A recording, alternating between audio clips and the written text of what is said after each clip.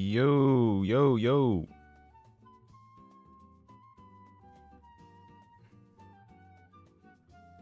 What's going on?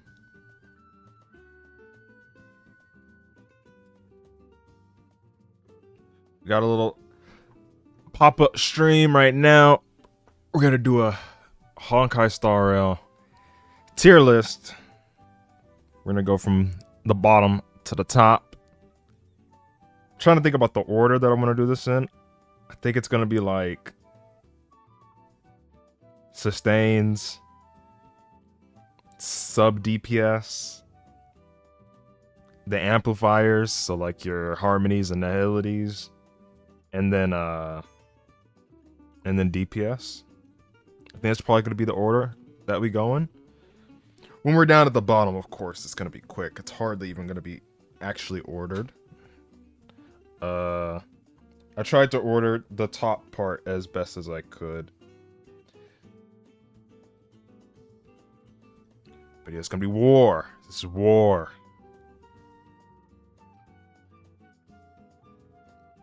It's gonna be an interesting tier list. It's gonna be different from most because this isn't just gonna be purely one mode. It's not just MOC. It's not just pure fiction. It's not just apocalyptic shuttle. I'm gonna be ranking the character based on how they perform in all three at the same time. So some characters might get a little goobed by that. I'm looking at you, Boot Hill. I'm sorry. So yeah, like characters that would have otherwise pretty high rankings, like they might go down just a little. The hunt characters really get kind of screwed over by pure fiction. And some others too, but I'm just gonna rank them. Terms of meta, yeah, we're doing meta. The criteria are gonna be sort of like a mixture of just straight up viability and a little bit of pool value. So, you know, the free characters, like the MC, you know, the Serval you get at the start of the game, Herta you get. Free characters, Hunt March 7th, they're gonna have slightly boosted. Because, I mean, you don't have to use any of your gacha currency at all to get them. They're for free. I feel like that's just, it's fair enough. I mean, you don't have to invest anything. So, pool value is gonna play a little bit of a part when it comes to this. I guess at the same time, I'm gonna run this freaking AFK event. So let's set this up real quick. I want to set this up so that y'all can have the Subway Surfers in the bottom. I have not done this yet on this account. I've done it on the other account, but not on this one. I've already finished the event on the other account. So let me just get through this. Before we start, though, what characters do y'all think are going to be up at the top? No, I don't want to do Cosmic Home Decor. Are you crazy?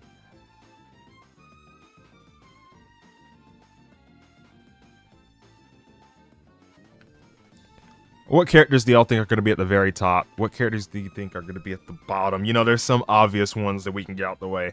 Arlen, we already know where he's going to be. Destruction MC, we know where that's going to be. Hook, we know where you're going to be.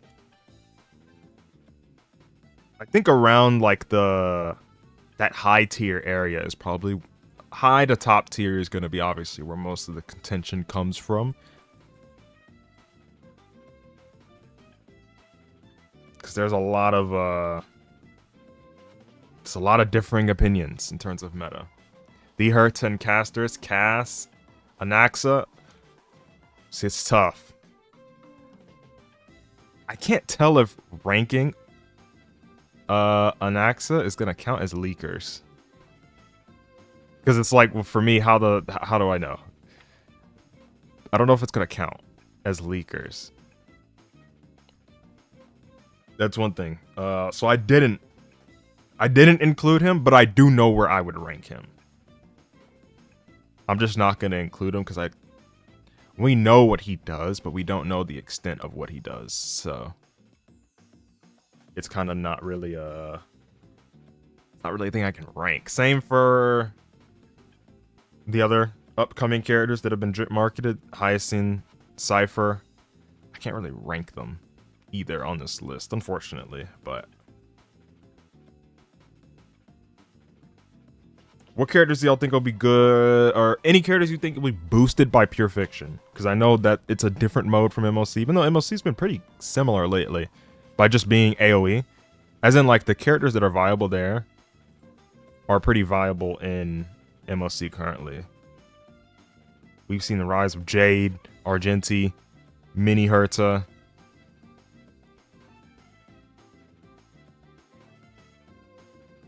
So yeah, I mean, there might be some characters that could get a little boosted. I think it's going to be more so, just given that the meta is pretty AoE centric,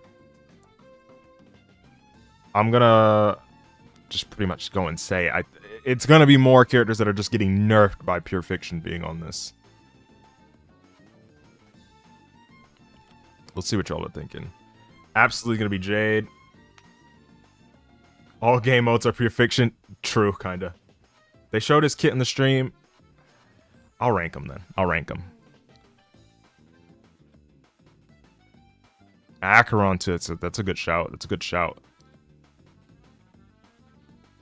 I want to get to a point where I can, like, fully AFK this. But it's going to take a minute. So I think I'm just going to go ahead and start. When this song is over. This song's done in like a minute. So when this song is done, we'll just start ranking the sustains, starting from the bottom.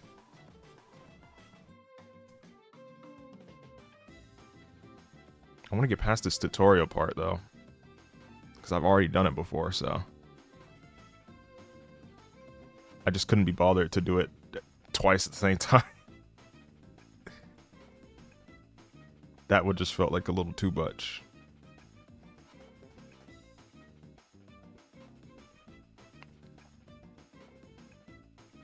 Alright. This should be fine enough. Well, you put well here.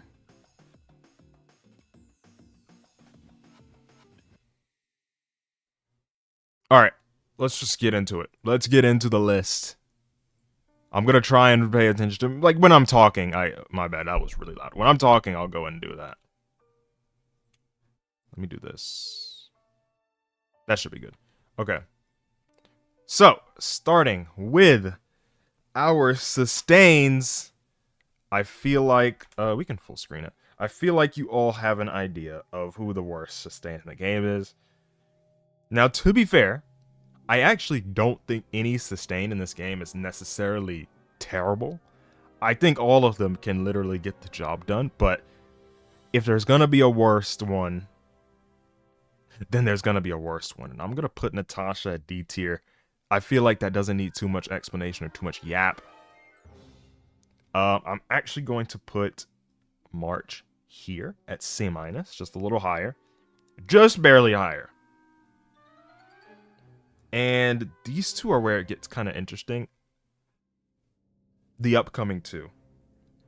A lot of people try and rank them very, very low. I don't think that they are...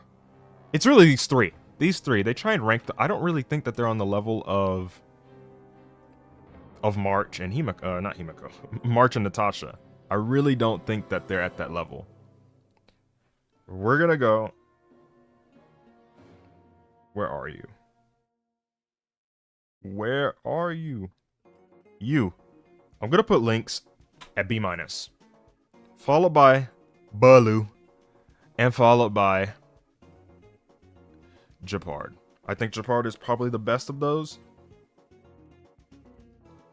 But I think all three are similar in various ways. I think now that we're out of the C-, once we're at this part, let me start explaining. So, the reason I don't have Natasha all the way at E tier is that she actually can be used. I know in Apocalyptic Shadow she actually had a usage case against the Aventurine fight, and the reason was her basic attack can... This was before they added the one that's just like purely sustainless, but her basic attack could help hit the dice and stuff like that, it being a blast attack. Physical weakness, reducing toughness, stuff like that. She actually had a usage case there. She's not good. Do not get me wrong there. She is not a good character. But I don't think she is... Okay, well, D tier is probably the closest thing to literally just saying the character is awful. I don't think she's necessarily too awful. I feel like as a sustain, your role exists. It's very contested, of course.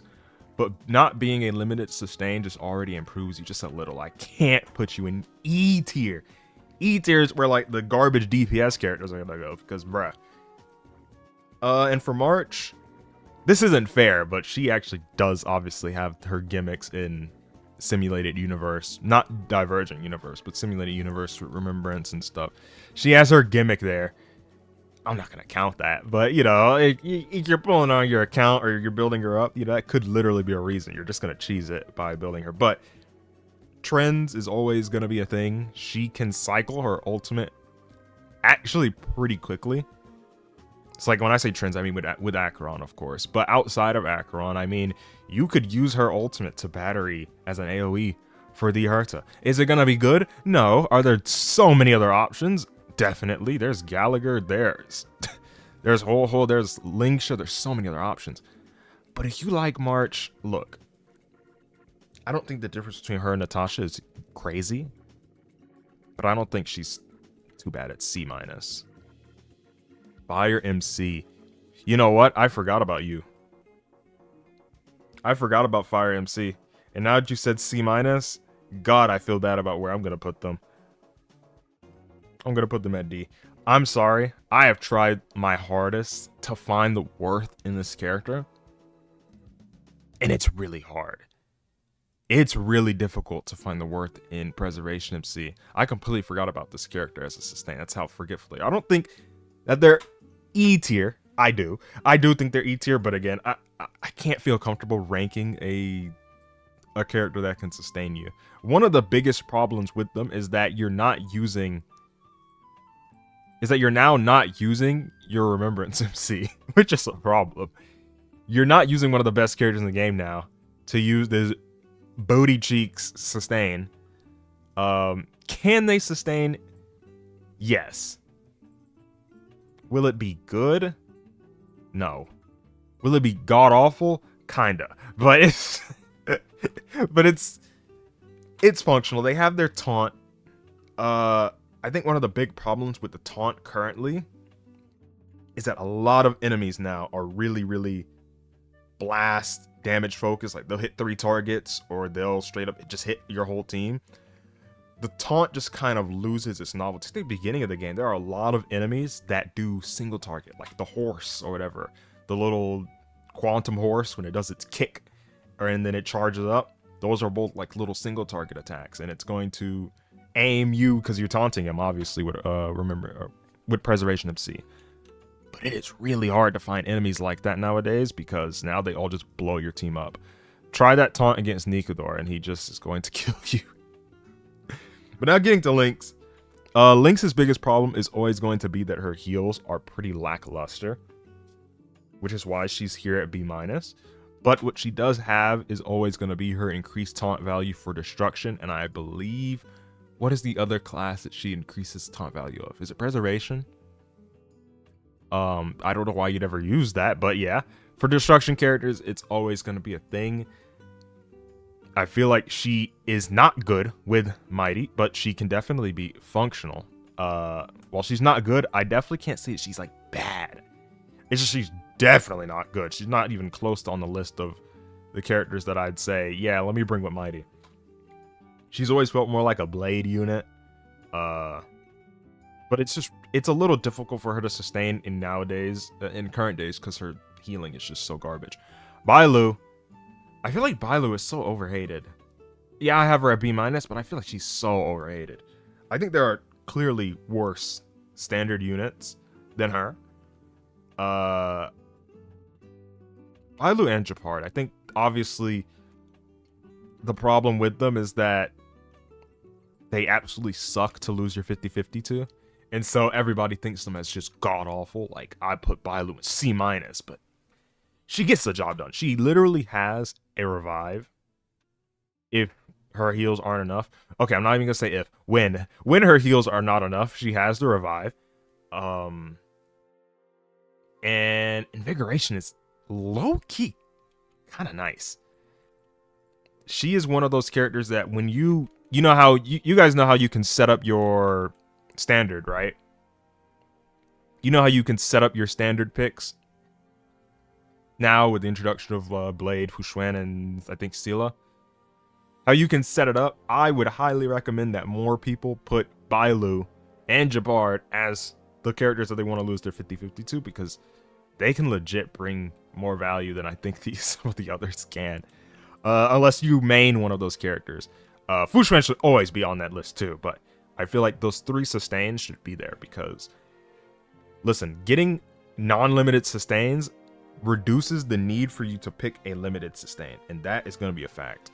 So Japard, just about the same thing. I feel like he can bring a little more value than Bailu. I feel like his sustainability is purely just better.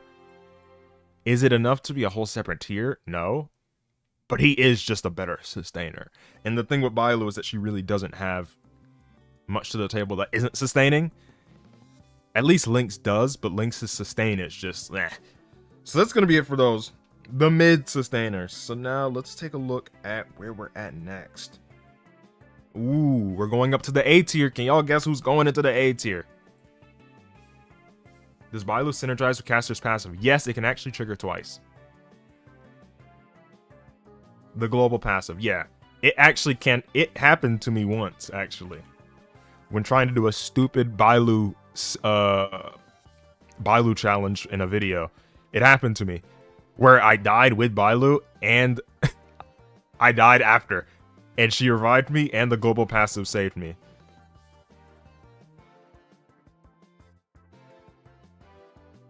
Proof. It's, hold on. I can try and pull it up. Let me try and find it. I'm doing a... I guess y'all are going to get a sneak peek of an upcoming video. 7 elements competing. All the elements. I used all elements in the game. But I gotta find this. Is it this? Ooh, it is this. Yeah, I used all characters just mashed into one element. And then I got to, I believe it's this. Aglaya, Tingyun, Serval, and Bailu. I want to see if I can capture this window. Real quick. Window capture VLC, I guess. This work? Ooh, it's not gonna show. Okay, we'll just change this then. Hold on. It's not gonna show. I want to show y'all. Let me turn the music back on. I want to show y'all. Can I just do display capture?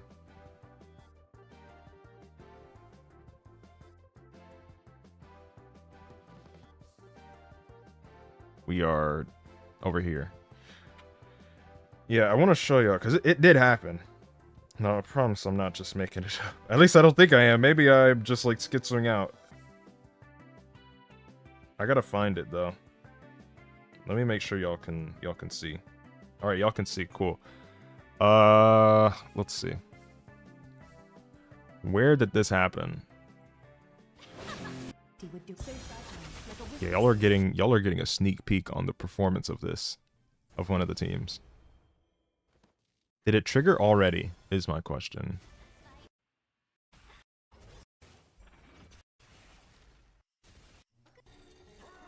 Oh no.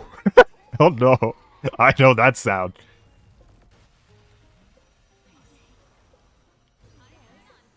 Okay, so that was the global passive. So I died before this.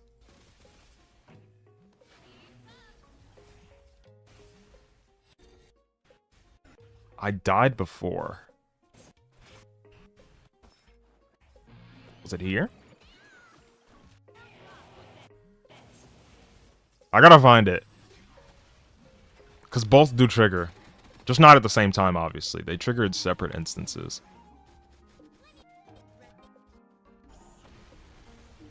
Dang, Bailu tanked that.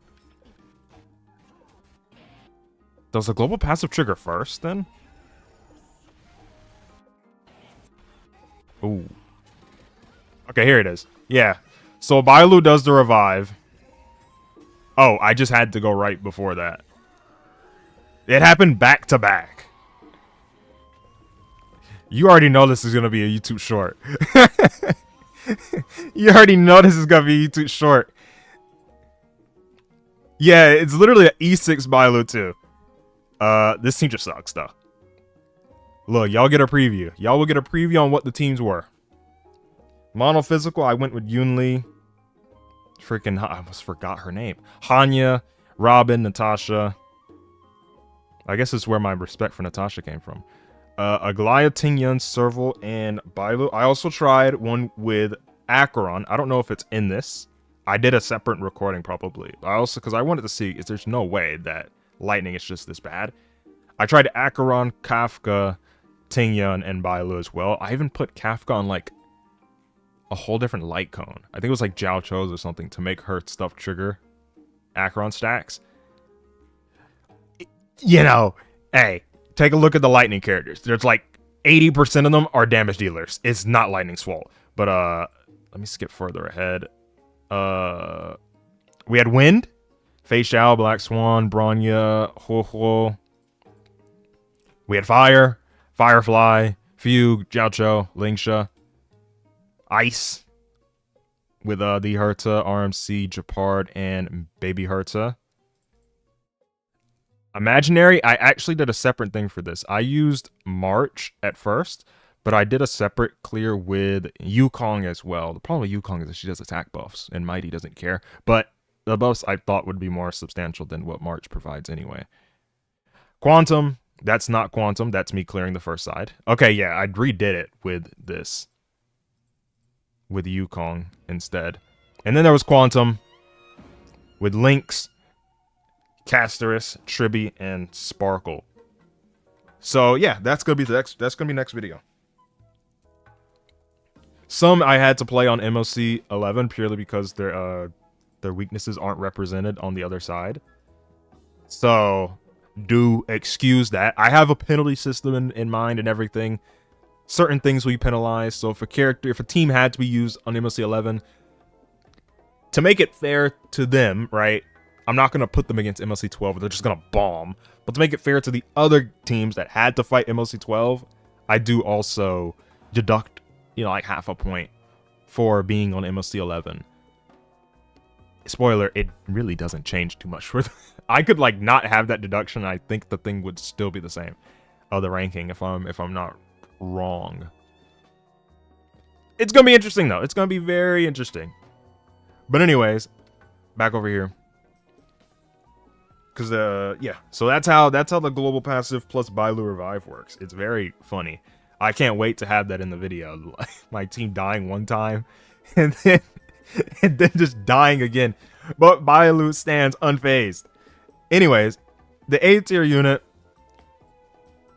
Fu Xuan. Very, very close to A+.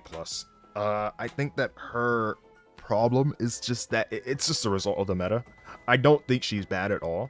In fact, she can still function with a lot of characters very easily. She is, again, we're in A tier now. It's like, I'm describing her like we're saying she's bad. This is just not very close to like S+ and stuff. So this is like high tier. This is like the middle of high tier. I think she still has her value. She has more value now that she's available to lose your 50-50 to, you know? She's no longer a limited character. I think it's just that too many characters have their kits centered around healing. And that becomes a problem when you, like, don't, except for your light cone. Also, yeah, AoE. Big AoE strong attacks. That's right, yeah. Strong AoE attacks, unless you build her, like, the widest Fu Xuan ever with, like, 10 billion HP.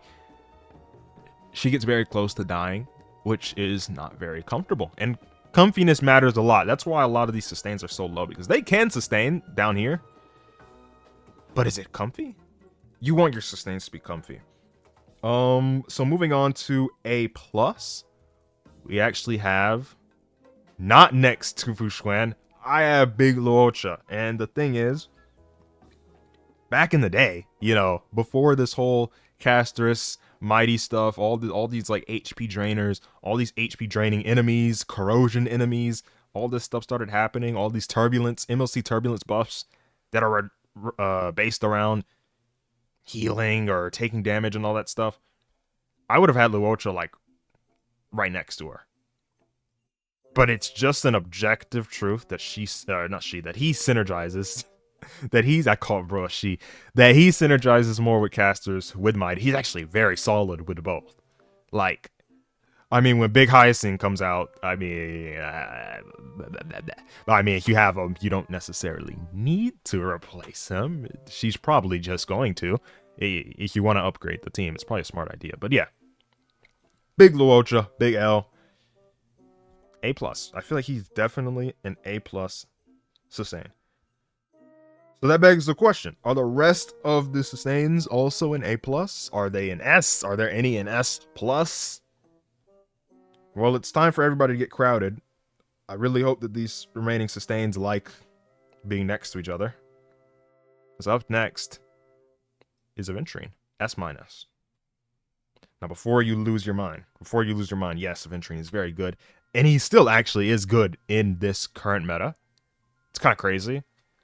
This MOC especially is one where he shines because I think when you take damage, even with the shield, it's still, I think it's still, like the corrosion effects and stuff, like the corrosion that Flame Reaver will put on you. I think with how this MOC buff works, I think you still get the stacks from it, which is weird. Because your HP does get reduced just by the fact that his corrosion ignores your shields.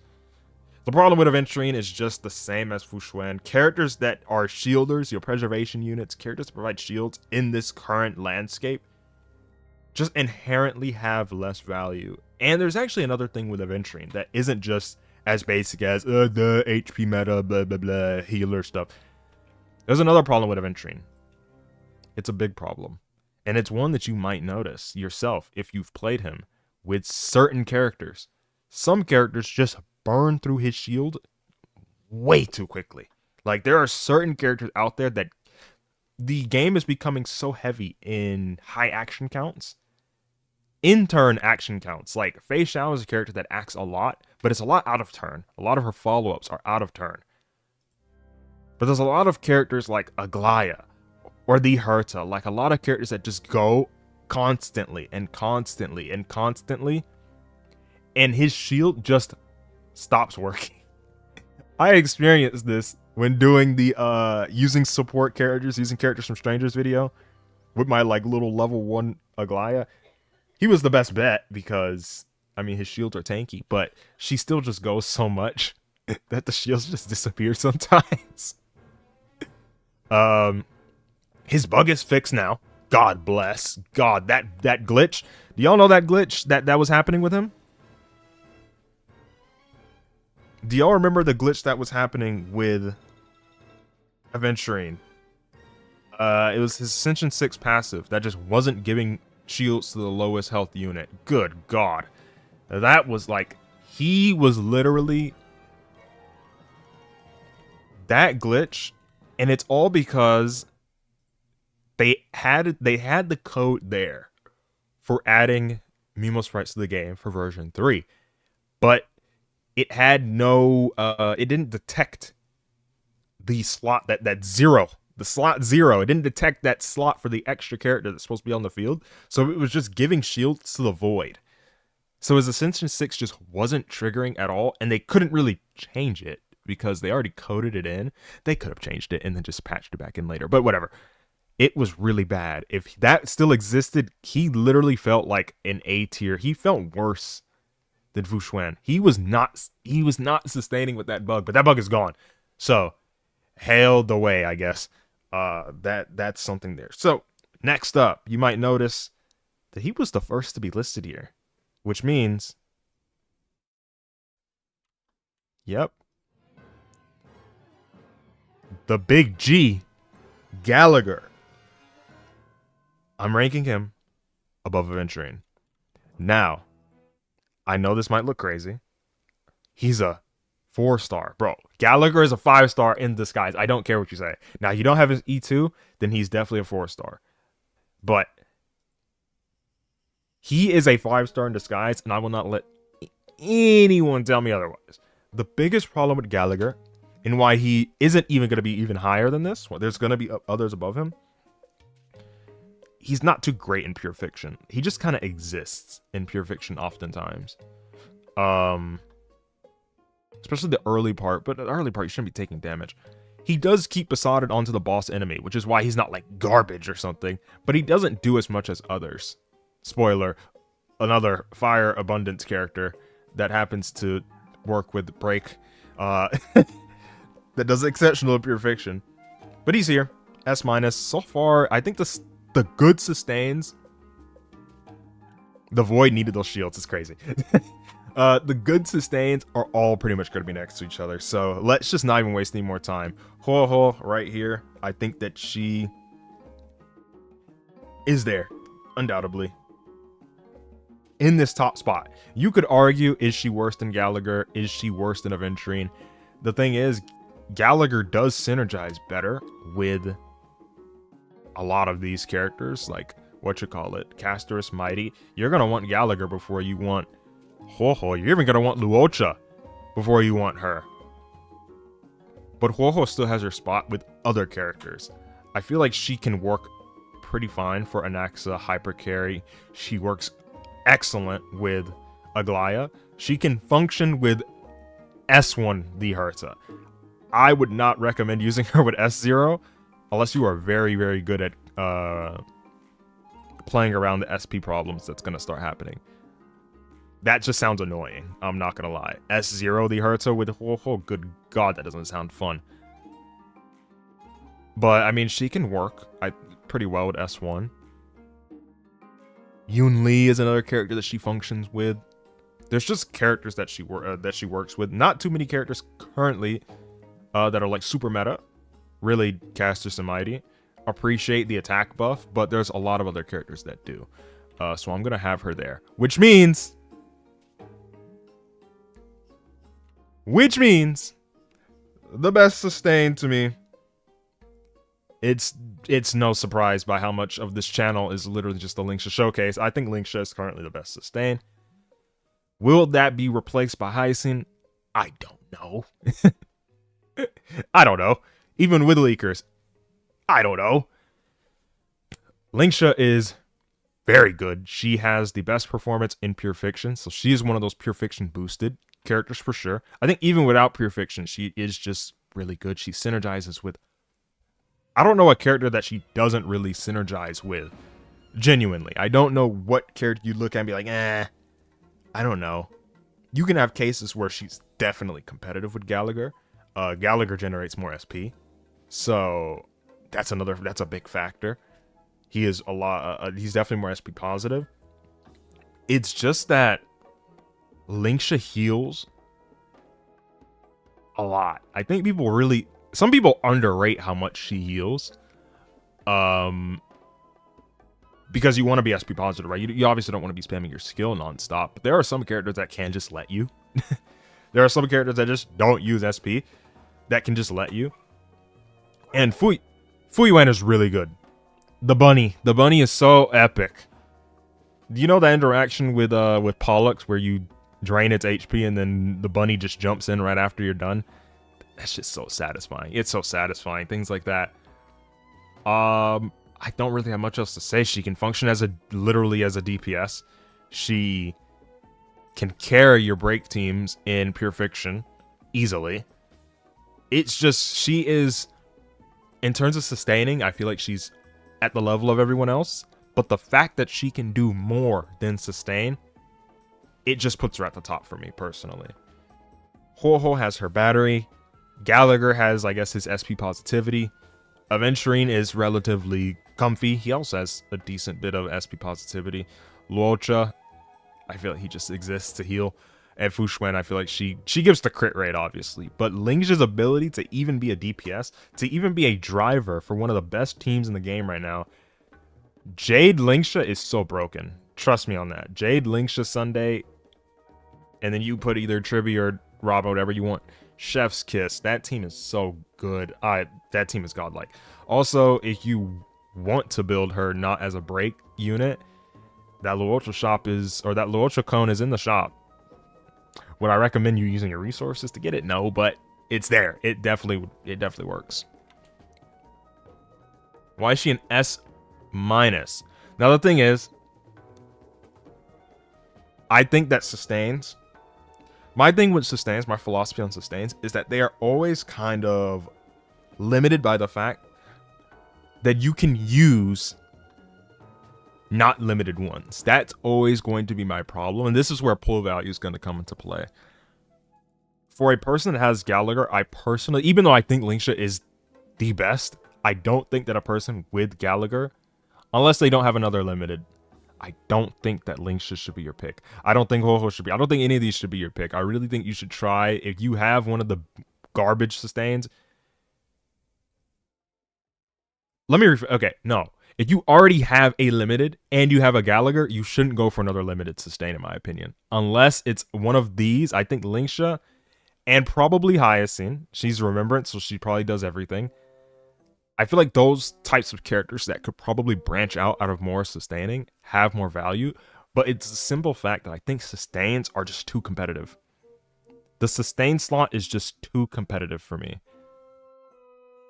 For me to justify her even being S, for example. I feel like S is one of those that's just going to be there for DPS and really supports. DPS might be there, but supports are really, really hard to replace. So that's going to be the sustain list. I would say that Linksha is definitely closer. Like, when she's here in S-, she is so much closer to S than she is to A+. Like, just to put that out there. Like, she is right there. I wouldn't be upset if someone were to put her here at S. I would not. I wouldn't care. I'd be like, yeah, facts. Spit your facts. So going next, I haven't been doing this freaking event at all. Going next, we're going to start talking about sub-DPS characters. This can be kind of vague, I guess. But I think we can... I'm not going to include Chibi in this category, by the way. I think Chibi is still an amplifier at the end of, first and foremost, personally. She can be a sub-DPS. She does make up a lot of the, especially single-target DPS for AoE teams, because all her damage, you know, converts into the main target. But I'm not going to put Chibi here just yet. I'm going to rank her as an amplifier with the others. But for sub-DPS, this is going to be weirder to rank because there's some that just kind of aren't. But let's start with, I believe this guy basically counts as a sub-DPS. Sampo, I think he basically counts. You know, he's not the enabler of Dot or anything, but he, you know, Kafka would be the main DPS in this sense. I think Sampo feels fine here. He exists. Yes, that's it. He exists. Welt, I don't know if Welt is necessarily a sub-DPS either. That's why I hate that this is a little vague. But I'm going to put him here. That's my take. This is appropriate music for this. I think that Welt is bottom two limited character. Not limited. Bottom two standard character. I think he is worse than Bailu. And I made a whole freaking video on his E6 of him destroying Apocalyptic Shadow with Triby Sunday and someone else. I think it was RMC. I think that his current problem is that slowing the enemy just is not useful enough. I'm sorry. It is actually very...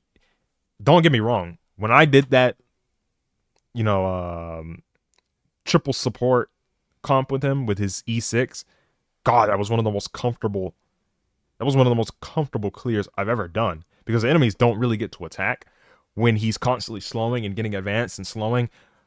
But there's just other characters that do damage faster than him, and as a sub DPS or whatever you're going to use him as, you're using as sustain to slow enemies. I just don't see the value, honestly, even with Acheron or anything like that. So that's where I'm gonna put him. Sorry. I love Welt though. Welt's my boy. He has freaking Acheron and he has Sunday on his leash. He dog walks them. Do you play reverse? Reverse 99? Or reverse 1999? No, I don't.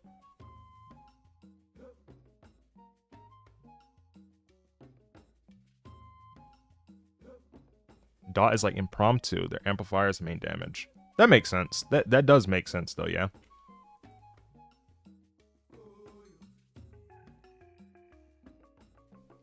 Let's see about the next spot though. This is going to be a very ambiguous ranking though, for sure.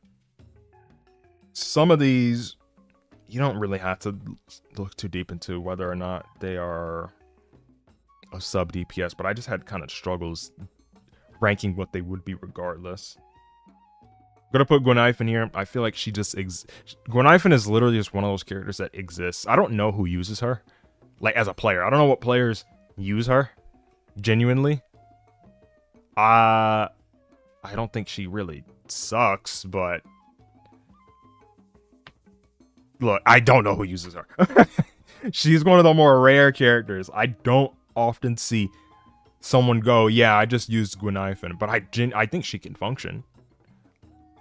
She probably has more of a role as like an amplifier with her vulnerability stuff, more than like a sub DPS now. But yeah. Who next?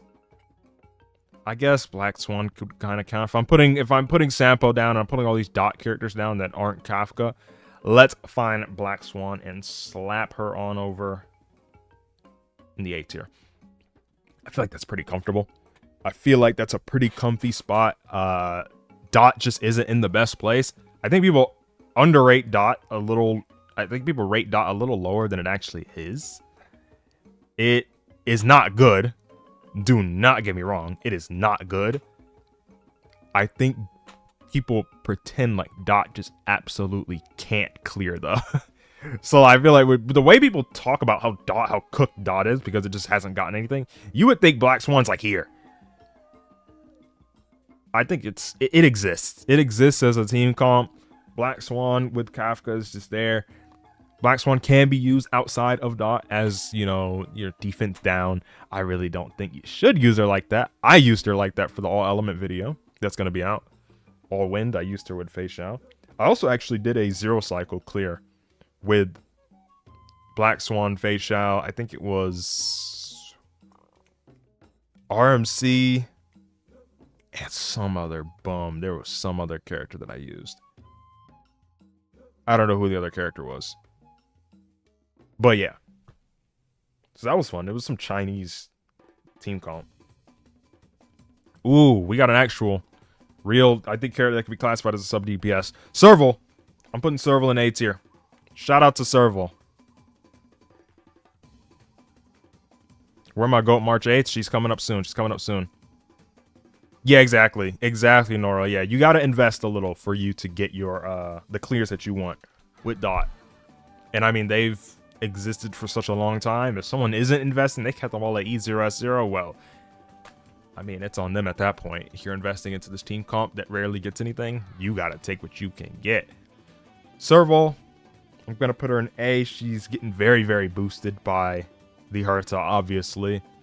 She, as a DPS, if you use her as a main DPS, she can obliterate the whatchamacallit, Nikador fight.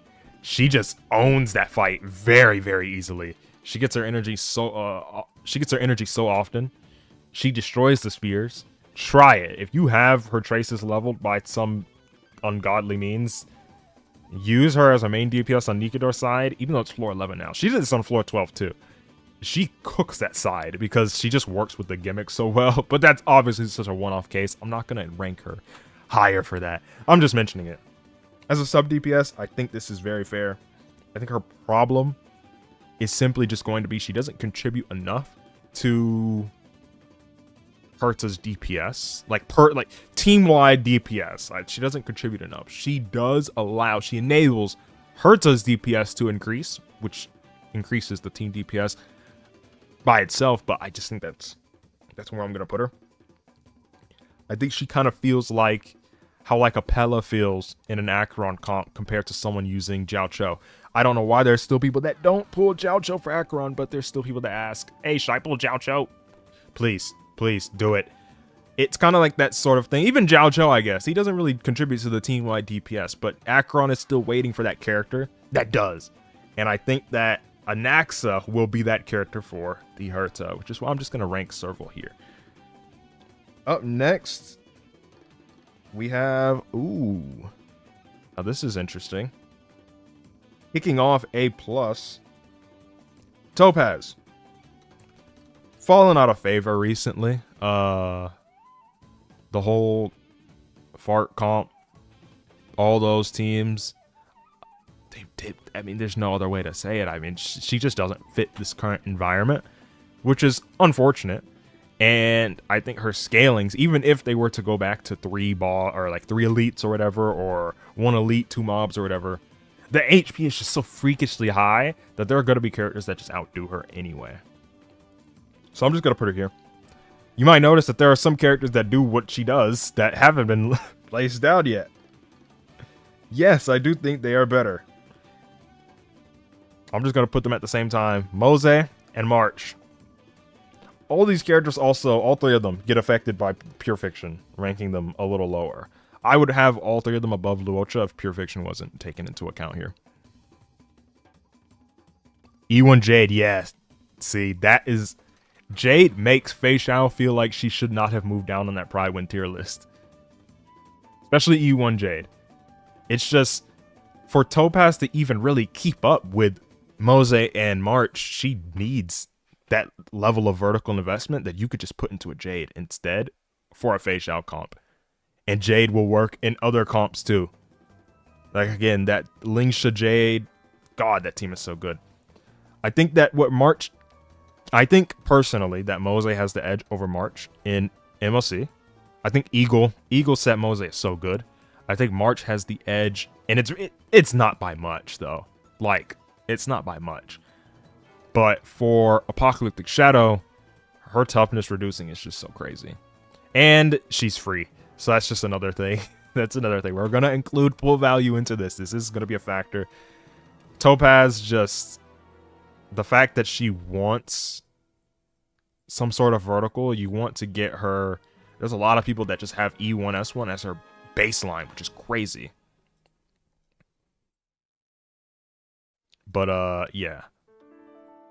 Can I replace Welt on this thing with Bubbin? That's going to be all 3 of them, though. They're all pretty much tied to Fei Xiao in a sense. I do think that March Break, if you wanted to use that does exist. But up next, another follow-up character is going to be Baby Herta. I think that she is like Serval Plus in the sense that she batteries for the Herta a lot worse than Serval, obviously. I feel like that's not really a point of contention, but her performance in Pure Fiction is a lot better than Serval's too. She still exists there. She's still shining there. I feel like it only makes sense to rank her above a lot of these other characters because her Pure Fiction performance is just goated. She's been sticking around. It's gotten worse over time, but she's been sticking around. But there's no reason not to have her this high on the list. And then this is going to be a little iffy because, I mean, he can do both, but I'm going to put Argenti here. He can be a main DPS, and his main DPS teams are solid.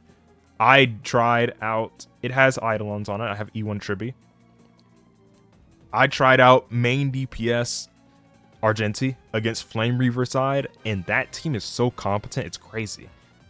It's crazy that that team is actually competent. It works in this AoE meta because he finally has all the targets actively. He actively has the targets that allow him to abuse his full AoE scaling kit.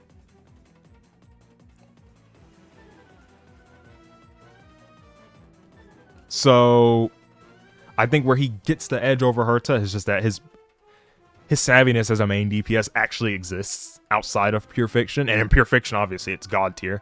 I just don't feel like it's enough to crack S-, but it's like right there.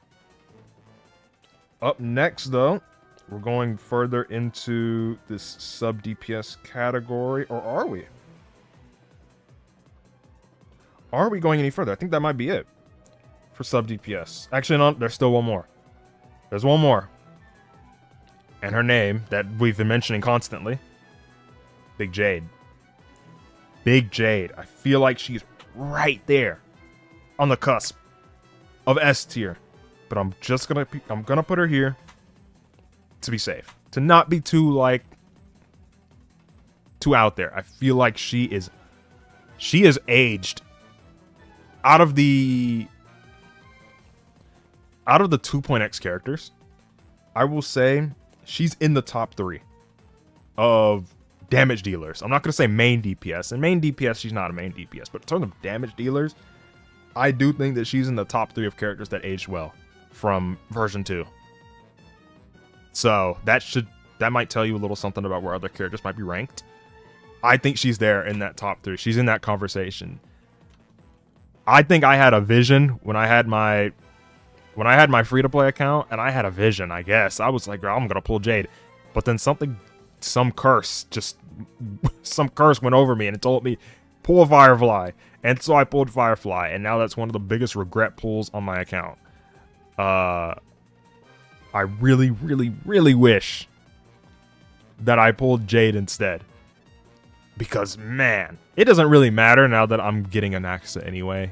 I've been using her to... I've been full clearing Pure Fiction, full clearing MLC anyway. I didn't need her, but she feels so good to play, especially at E1 on my main account. She feels so good to play. So I'm gonna put her here. She just functions into virtually everything, especially as Pure Fictions have been slowly becoming, not Pure Fictions, Apocalyptic Shadows. They've been becoming more and more less like break focused. Obviously, you want to break them, but the method of breaking has become more and more tied to attack frequency, and especially attacking multiple enemies at the same time. The Banana Boss, Aventurine's Dice Boss, like they've been adding more and more things where it's like, you can break via separate methods that aren't just outright using a break DPS. And obviously it's to shield for the AoE characters, but yeah, that's going to be it for the sub-DPS. So what is more interesting? I said, did I say DPS next? I feel like that's just natural. DPS next? DPS tends to have the most people arguing about certain spots, though. Age like fine wine, absolutely. DPS has the most points of contention, I think. So that could be left for last, but I'm gonna go ahead and do... I'm gonna do them first. We'll do supports last. So let's just get something out of the way immediately. You down there. You down there. Arlen down there. Unless you're a lady, then you can raise up a little bit, but you're down there. Dan Hung down there. I mean, yeah. Yang Ching, I clicked Misha. Where are you? Don't try and hide from me, buddy. Oh, you're right next to him. Down there. I don't even know what Luca is. I feel bad about putting him this low. Because his break, at the end of the day, break scales with max percentage of max HP. Holy, I need to drink some water. I feel bad putting him down here. But what does bro do? I feel like it's unfortunate. And then Misha.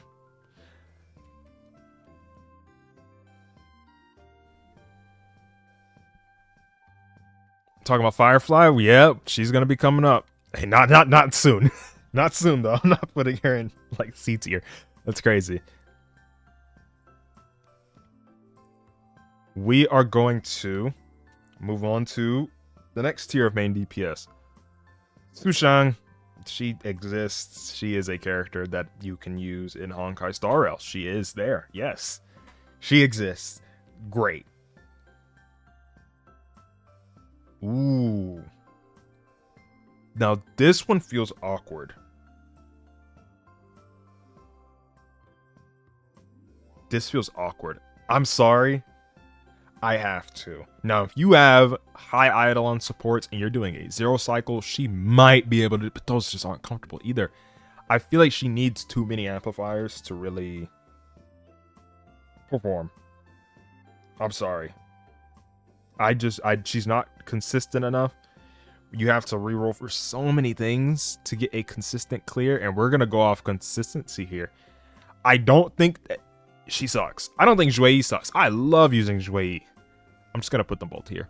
B-, I wouldn't be mad at for both of them though. So if you want to put them at B-, I wouldn't hate you. I wouldn't be mad. I wouldn't look at you crazy. Me personally though, I just can't. You know what? I'll do it. I'll do it. I'll do it. You got me. I think Zhui is better, but you got me. I'll raise them both to B-. Look. I think Misha's higher. You know what? I can see it. I don't know about C+, but I can definitely see him not being with the rest of these guys. The fact that he's AoE alone. There's a lot of ice weakness, a lot of ice weak AoE as well. It's just, I think his numbers are crazy low. I'll raise him. I'll raise him up.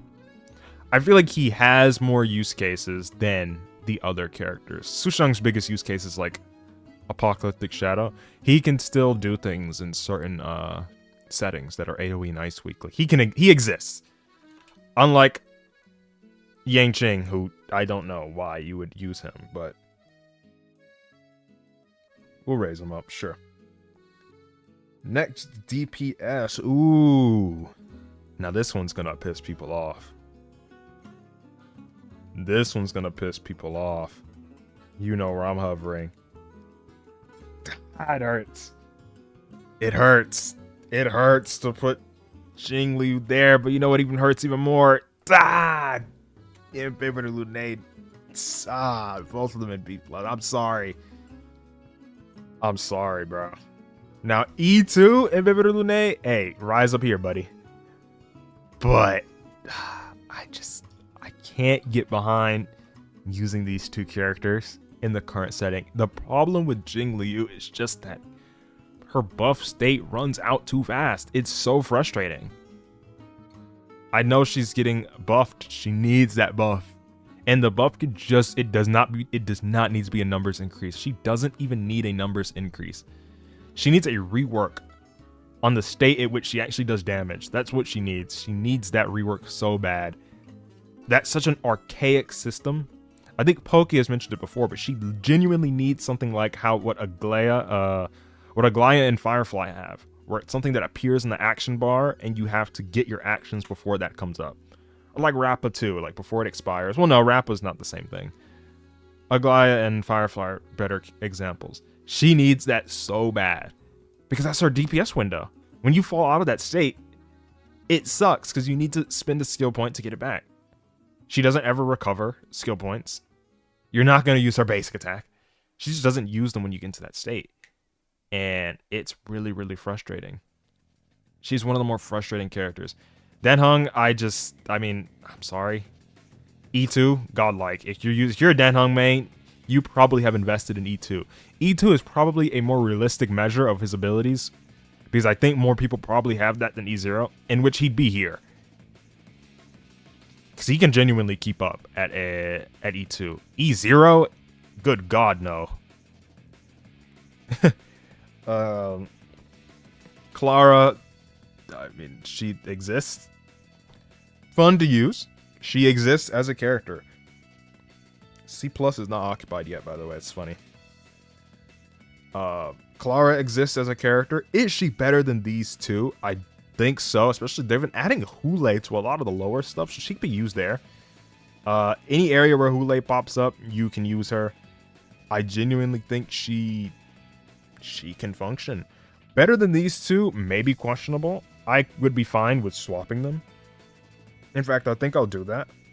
But yeah, I think B+ is a fine spot for her. Especially because her being, not limited, you can get multiple copies. But I'll put her here. I'll keep her at where I put her. Because I genuinely feel like she can work.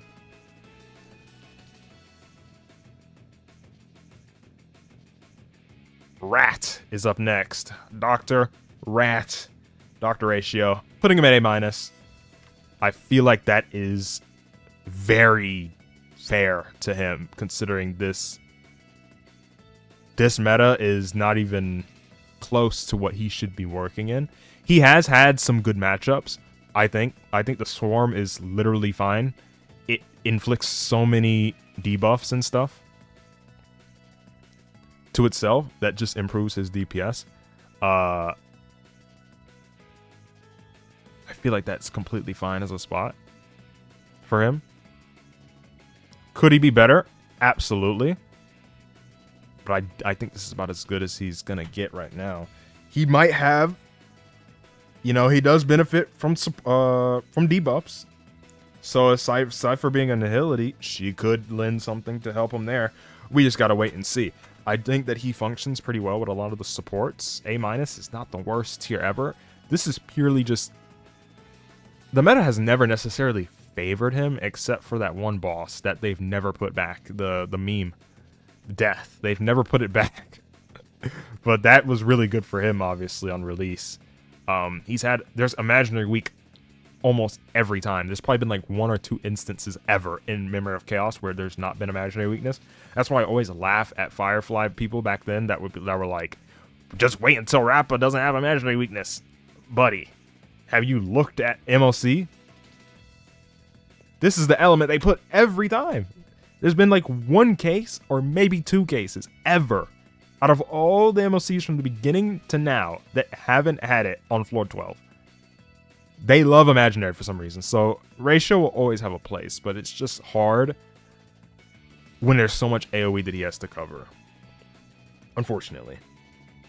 It is what it is, though. Up next, we got Baldy. I feel like he's fine. A- is very representative of him. He actually can function as a character to work alongside casters. The problem with him is simply that there is no character that actively drains his HP and lets him actually abuse his mechanic. And the only ones we have are Casterus and Jade. Neither of them super buff him at the same time. Obviously, with Pollux is active, you have the res pin and stuff like that. Jade, I think she'll give him, the speed buff and stuff like that. I don't know if she has any damage increase buffs, but the problem with Blade is just that no character really batteries him well enough currently.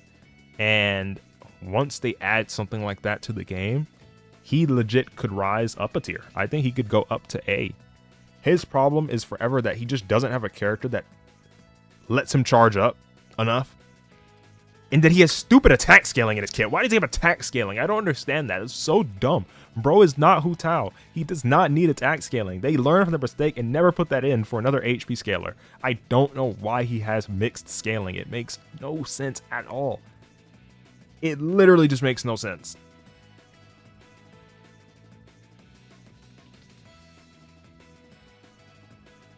It literally just makes 0 sense that he has attack scaling. That's one of the dumbest decisions ever.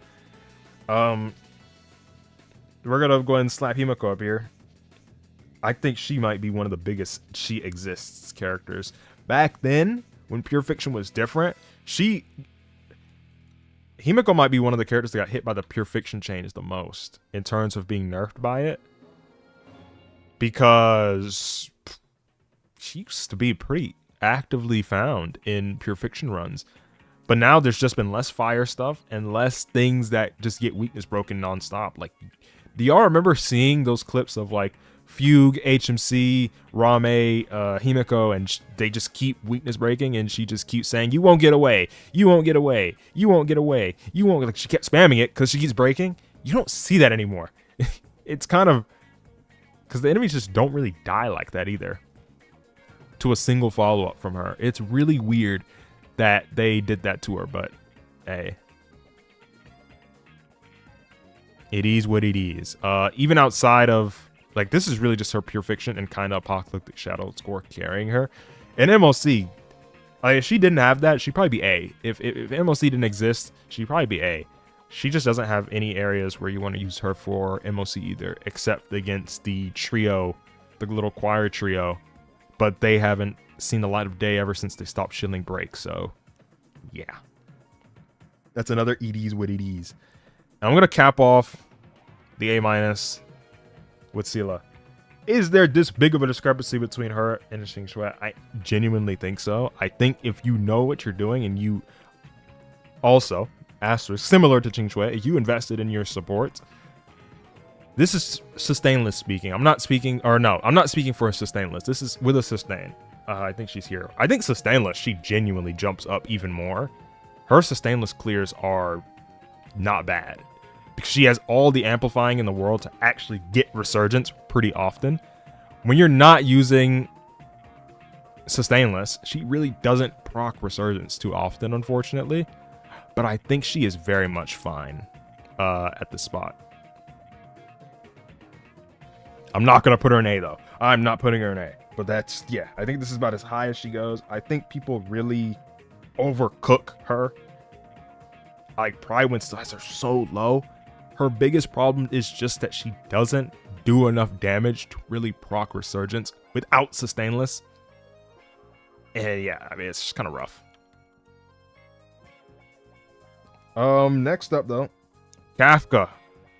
I'm just going to put her here.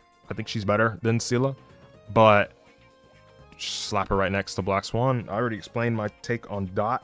I don't think that needs to be too reiterated. We're going into the main DPS category now, and ooh, this one's gonna hurt me more than it hurts anyone else. I'm sorry. This guy, he's my boy. But he is one of the characters that gets affected by this being in all 3 modes tier list.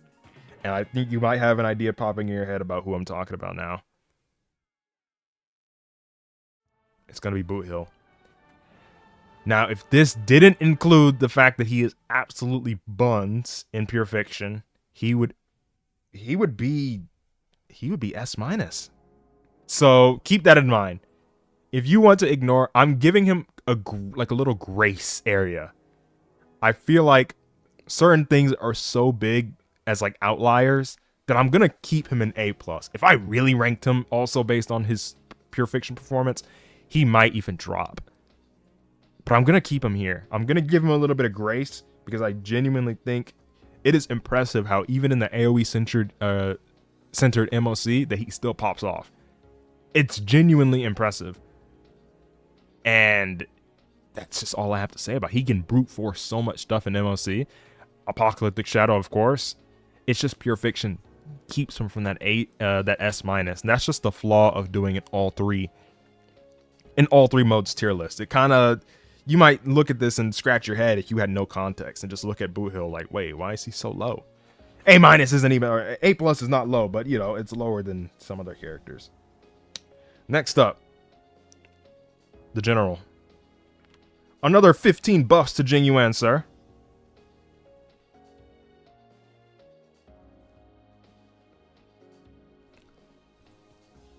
Another 15 billion buffs to Jing Yuan, and he's still not S- in my books. But, you know, he is very good. Again, as the meme says, he just continuously gets buffs. He is non-stop getting buffed. Jing Yuan is that guy. It started when he got, who did he get first? Was Sparkle his first, like, quote-unquote buff? And then they just kept going from there. They kept adding more AoE lightning stuff. They gave us Sunday. Ho-Ho is there, too, to help give him energy. Another 300 buffs to Jing Yuan. I think that's a fair enough spot, though. He performs A+, and I think all of the tiers, like all the modes. I think he just does an A+ performance, and that's good. That is very good. Jing Yuan mains, you can be happy. Even though his Eidolons for vertical investment are absolutely garbage, you're better off just investing in support Eidolons for him. That could be said for all the version 1 DPS, though. I don't know what they were cooking back then, but now they're being very aggressive with it now. Yunli, this one hurts, too. I don't want to be too jaded by the fact that I have an E2 Yunli and I'm going to rank her higher. But she's too based on whether or not Hule is present. If Hule is present, well, god dang it, she's S. If Hule is not present, and the enemies just don't super, you know, attack too often, like the craziest attack frequency, I feel like at best you can put her here. And I would not be upset with you at all. But there's just so many other DPS here. And I'm keeping this within the context of her rank to other units as well. I think I'm going to have her cap off A+. And beginning S- though. The girlfriend. Firefly, I think, is comfortable here. Her Pure Fiction, she's another character that just gets affected by Pure Fiction performance. It's not great. Don't lie to yourself. That's a Link's to Showcase, buddy. Okay? That Firefly clear you got in Pure Fiction, that's a Link's to Showcase. Her just as a unit in Pure Fiction just lowers her score enough to where I think she's at the end of S-. I'm not going to put her in A+. I'm not that big of a Firefly hater. But I think this is fair enough. I think Break has been slowly falling away. I don't think it's gone just yet. I don't think they fully phased it out. Versus Kafka side on MLC 12, she cooks. Especially if you have a sustainless team. Break is like the only team that I will really judge based on their sustainless performance, because it is legitimately just pretty comfortable. So yeah. I think that this is fair enough. To me, I think all the characters, I think both of these characters are like in the reverse. Yunli, if she has, again, she has Hule, even Aventrine kinda, you can put her here in S. Firefly, you give her some things that she could just break through, she goes up to S. Yunli always feels really bad to rank in this spot, but I'm really considering just the other modes too. In MLC, she'd be S-. This is pure MLC. It's just other modes too, like Pure Fiction. Firefly, Pure Fiction. Pure Fiction is going to be it's the downfall for so many of these characters, which is the flaw, again, of doing a tier list like this. And speaking of another character that is affected by Pure Fiction, but I think that people think she's a little more affected by Pure Fiction than she actually is, it's Fei Xiao. Just use her with one of the follow-up characters, the AoE follow-up characters.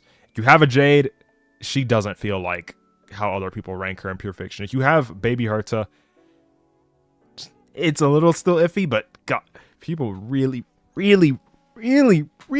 assume that you just have to use the fart comp for Fei Xiao in Pure Fiction, and you literally don't.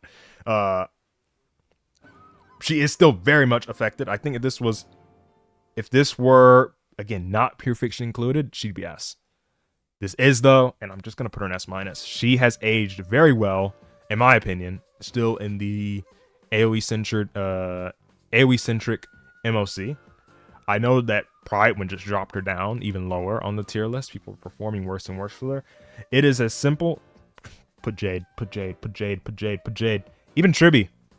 I think even Tribby has seen use cases for replacing Robin, because Tribby just interacts with the mechanics of the bosses a lot better than Robin currently does. That's just something. I don't think she fully replaces Robin for Fei Xiao, but that's just something to consider for like Flame Reaver or for Nikador. If you, for some ungodly reason, put Fei Xiao there. Tribby, it's a tributive. It's a tributive. Everything about the game right now is just shilling Tribby. So, yeah. I don't trust Pride. Same. It's really, there's a lot of points of contention. A lot of the player base there is also really dented. Let's go with Mighty next. Boom. S-. Another character affected by Pure Fiction. And I think this might be the last. I think this might be the last character that is like, oh my god, Pure Fiction just tanks their score. If this were MOC and APOC, well, he's an S tier just like Fei Xiao. I'm going to put him here because, God, he is just not good in Pure Fiction. It's the fact. It's simple as that. I like Mighty a lot, though. He's really good. Lots of characters that you can use him with. Obviously, you really want Sunday, but that other slot can be anywhere from Tribby to Jiaocho to Pella to Rame. Even though Rame is technically anti-synergistic by breaking, she still just, as an amplifier, she still exists there. So I'm just going to put him here. I'm going to put him here. I feel like that's a fair enough spot. And I think that might be it for... Oh, no, we still have more. Acheron is up next. And Acheron... I'm going to put her here. Right behind Jade. I think that Jade aged better. Not as a main DPS, but just as a DPS. Like, a character that does damage. I think she aged better than Acheron did. But I think that Acheron as a main DPS has aged close to the best. She is a very, very strong character. She might be the most well-rounded on the list for this S- tier. There's a more well-rounded character out there, but S-, I think she's the most well-rounded in this group. Thanks to Jiaocho. If you put Jiaocho on the Hurt to Shop light cone, what is it called? The break effect one, the one that gives energy on dot. It charges her ultimate so fast when you use that with Jiaocho. Tribi. Jiaocho, Tribi, and Acheron in Pure Fiction is just god tier. She does well in all the Apocalyptic Shadows. The only area where she doesn't is if they make both sides resistant to lightning. In which case, they're just saying F you to the Acheron. Hey, you pulled Acheron? Too bad, buddy. You're not using her for this one. She has continuously had AoE-centered MOCs. And even in areas where she doesn't have the elemental coverage, she doesn't use lightning, guess what's been on the other side? True Sting. The stupid bug where you kill it, it puts a debuff on True Sting. So she's always having areas where she just works on both sides. I feel like her worst matchup is probably Hule. Just not being AoE. Doesn't sound very fun to use Acheron there. I think E0 Acheron is very competent on my free-to-play account with E0 S0 Acheron, E0 S1 Jiaocho, and E0 S0 Tribi. With an S2 Dance, and a Gallagher, I got a 3-cycle, which I think is very fair. With a sustain, 3-cycle, E0 S0 Acheron. Obviously, it's the goddamn Tribi diff, but hey, I think that's not too bad. If this were E2 Acheron, well, yeah, she goes up for sure. And a lot of people do have her E2. So that's something. We are finally, though, leaving the S- tier. And we're getting into the S tier. Aglaya is the better lightning DPS. Is she as well-rounded? Maybe not. But I think that her peaks are stronger peaks than Acheron's peaks. She already has her best team cemented. I think that she is so ungodly strong in MOC. And I think like the whole like smear campaign that was on Aglaya on release, because all the people just wanted to be so right. All the like future rail players, like, oh guys, she's gonna be the standard character because we haven't had a remembrance standard. She's the first one. She's gonna be just like Tignati in Genshin Impact. She's gonna be standard, guys. She's gonna suck. She's gonna get power crept by Casterus. God, that was some of the worst discourse to happen in this game. Too many people trying to be way smarter than they actually are, and they just rated her so low. Oh, Pure Fiction, she's worse than... I don't even know what characters they were saying she was worse than. Did you see her initial rankings on some of those tier lists, like with Pride Win and stuff? They ranked her so low. On Pure Fiction, Apocalyptic Shadow, they were just ranking her low for no reason. And it's all because people have this pre-confirmed bias that she sucked. And it doesn't help that her E1 is so good that there are people that think she needs the E1 because her E1 improves her DPS so much. There's people that think that she sucks and she needs E1 because it fixes her problem. She's broken with the problem. She's broken as a character with that problem. It does fix her problem, though. If you're an Aglaya main, well, look. If you're a Jinyuan main, pick Aglaya. She's like an E4 Jinyuan. She's probably like E6 Jinyuan. I think that she is just a victim of a lot of people not accurately predicting her rating just based off of nothing at all.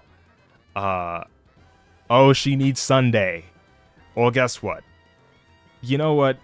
Acheron needs Xiao Cho. Oh no. Oh, what am I gonna do? Oh, my break team needs a Fugue and it needs a Rame or it needs a HC. I don't know. What am I gonna do? Oh, my face down needs Robin.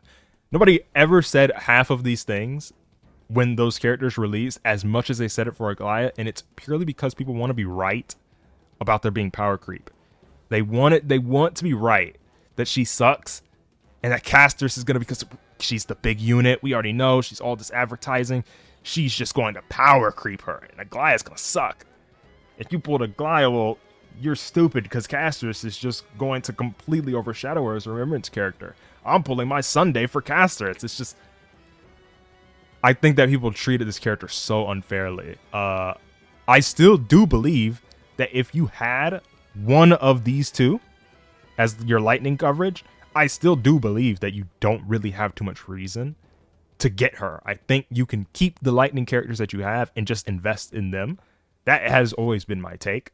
I did believe that if you have the two lightning characters, and a lot of people do, you can skip her and continue to invest in the teams that you already have, especially if you don't have the other pieces to her puzzle. But she has a very complete puzzle right now. It's literally just Sunday, Robin, Ho Ho. You can replace Robin for RMC if you want. You can replace Robin for Tribby if you want. She has an expensive team, yes, and that will always be a flaw. That will always be a detriment to her kit, her character. But there are characters out there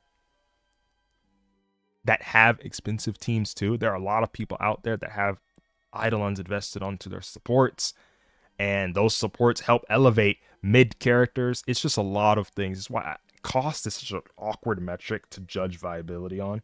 In terms of pure viability, I think Aglaia is there. But you know who Aglaia is worse than? Rappa, in my books. I think Rappa is another one of the most well-rounded characters in the game. I think she is the best aging version 2 DPS. I think she has always been better than Firefly, even on release. Yeah. She is one of the more interesting characters. I think people really, really underrate her E0, S0 performance. There are a lot of misinformed takes that come around her signature light cone. And a lot of them are like, wow, she sucks without her signature. Oh, she's garbage. You know the only context in which that's true in? 0 cycles. That is the only context in which her S1 absolutely blows the other one out of the water. And you want to know why? It's because that is where the first wave is where it matters the most, that she doesn't have the energy immediately, because she's just not going to get her energy. She's simply not going to get her energy immediately for her ult if you don't have her light cone. Outside of this, though, what ends up happening, though, with this, when you get it so early, you could end up overkilling the enemy in the first wave, right, with your signature, and you end up not having all the other resources built, and then you clear in the exact same speed as an S0. If you have the Charmony Fall, if you have that at S5 and whatever, you might clear at the exact same speed, because that light cone is not going to clear as fast, and it lets you build up resources going into the second wave. And you might just end up clearing at the exact same pace, because her signature matters the most at the very beginning, which is why it only pertains to 0 cycle clears. If you're going for, you know, your 3 to even 1 cycle, like any in that range, you don't need to care about her S1. And there are a lot of misinformed opinions about that. That she just needs it. She's so S1 reliant. It's just like, if you're a 0 cycler, yes, unfortunately. So that's my take on Rappa. I think she has been another character that was under the scrutiny of really Firefly players for the longest time, and the same thing applies here, where I would say if you had the lightning DPS, you didn't necessarily need to get Aglaia. If you had your break DPS, you do not need to get Rappa, right? You don't need to. You could just continue to invest in your Firefly team and elevate her to a level where she would be above Rappa. But if we're just strictly comparing them one-to-one, like the character versus the character, Rappa's kit is just better. And there were a lot of takes at the time when she first dropped and her MOC had Exo Toughness, that people were like, well, just wait until Exo Toughness is gone. That's why she's doing better than Firefly right now. It's because of Exo Toughness. And then the next thing was, it's because of imaginary weakness. And then the next thing was, it's because of fire weakness for your Gallagher and Linksha to use with Rappa. If you take away that, well, guess what? Firefly can implant it, so she's better than Rappa.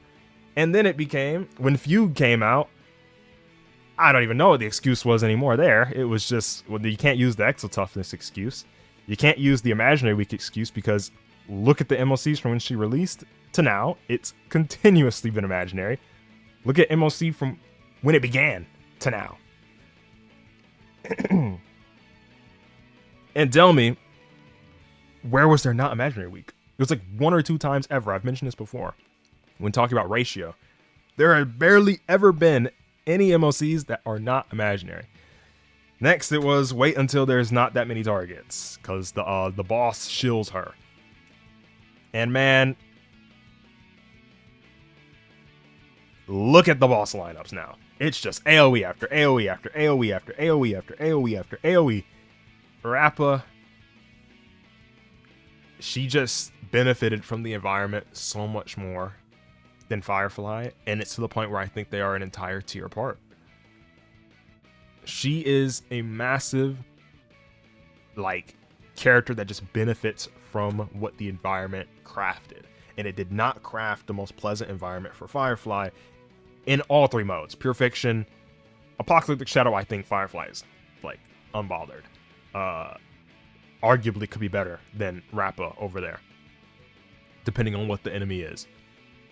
They definitely have different use cases, though, but it's just Rappa has so much more consistency, and it's not even like it's just going to disappear when the AoE meta stops. And people have been saying about, wait until this happens, wait until this happens, wait until this happens, from the day she released, and she's still been better. So it's just funny. It's just one of the funniest phenomena to me, where it's just like that. We're going to get into the next character, though. And I think that the current best character is not Casterus. But we're going to get into that. Casterus is still here in S. She has landed her spot comfortably. Did she power creep Aglaya? No. Is she better? I think so. Did she power creep her? That would imply that Aglaya is now obsolete, which Casterus absolutely didn't do. She didn't even touch any of the characters that Aglaya uses. They use completely different characters. You got Sunday, Robin, Ho-Ho for Aglaya. You've got Chibi, RMC, Gallagher for Casterus. They have almost nothing to do with each other outside of just happening to both be Remembrance Path. The things that are good about Casterus are that she is exceedingly strong at her comfiest state. Using sustained teams actively enable her abilities, right? So you're just going to be using sustains regardless. Your runs are going to be comfy. The dragon will keep you at 1 HP anyway. She has a global passive. If you somehow died and you have Casterus, you have a global passive. It is, and I think she also has the revive. Didn't she also just have a revive built in? It is so many, there's so many things that are good about her in terms of a quality of life perspective, and it reminds me a lot of Release Firefly. On Release Firefly was one of the most comfortable units ever. And that's why my take has always been, I know a lot of people analyze it as she's the anniversary character, Acheron is the anniversary character, so they must be alike. Casterus is so obviously the Firefly of this patch. That's clear to me. The comfortability, the simulated universe style mode changing and stuff to add things that favor her, all of the presentation in terms of trailers or hype outside of that, you know, having them sort of be close with the Trailblazer and the story. There's so many things that just made it obvious. Obviously, she didn't go on a whole freaking date with you like Firefly, but it's still so obvious to me that it's like she's supposed to be the Firefly. And her comfortability, how nice she is, how nice she feels to play in the game, it's just, it's there. She has a lot of characters that you can use. She has a very cheap team as well. If we're going to measure based on how cheap a team can be, you can literally just go in with RMC, Gallagher, and Pella if you wanted to. And you're probably going to get like a 2 cycle in the current MOC. Maybe even a 1 if you're goated or something. obviously you probably want Tribi to secure those 1 and 0 cycles. I think that's a very fair spot to put her. Personally. Characters like Castorus and Firefly only need comfortability to sell. Exactly. They get you in with the marketing. Oh, look, it's the cute character, but they also have this epic dragon. Oh, they also have this epic mech. I'm just going to pull them. And then they're comfortable in casual gameplay. They're comfortable in the Divergent universe, the simulated universe, all that stuff. They're comfortable in in-game. Well, there it is. They're easy to pull. You have your free MC. You have free Gallagher to use to both. That's a hilarious coincidence, by the way. You have the big support Rame for Firefly at the time, and you have big support Tribi for Castorus. It's like, come on. It's so clear to me. You know who the Acheron is? It's, of course, the Emanator. And I think that the Herta is currently the best.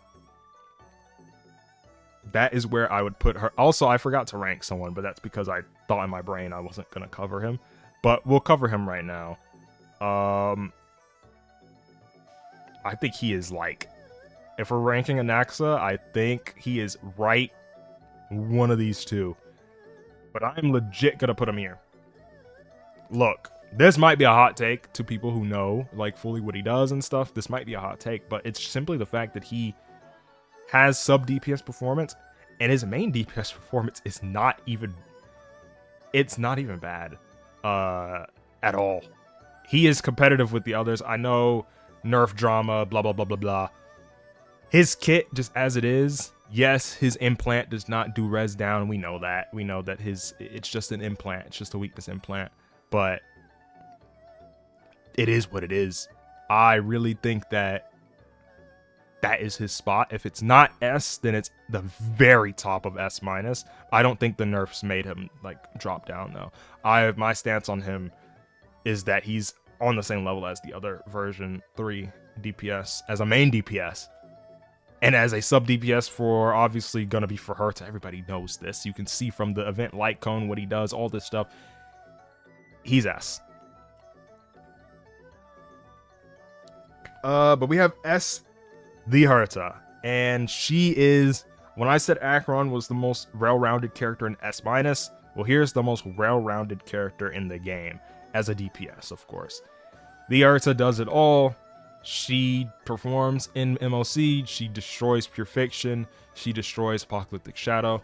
Her problem can be whenever they stop the hypothetical of, oh, well, when they stop AoE, blah, blah, blah, blah, blah. You could say that for every character in the game.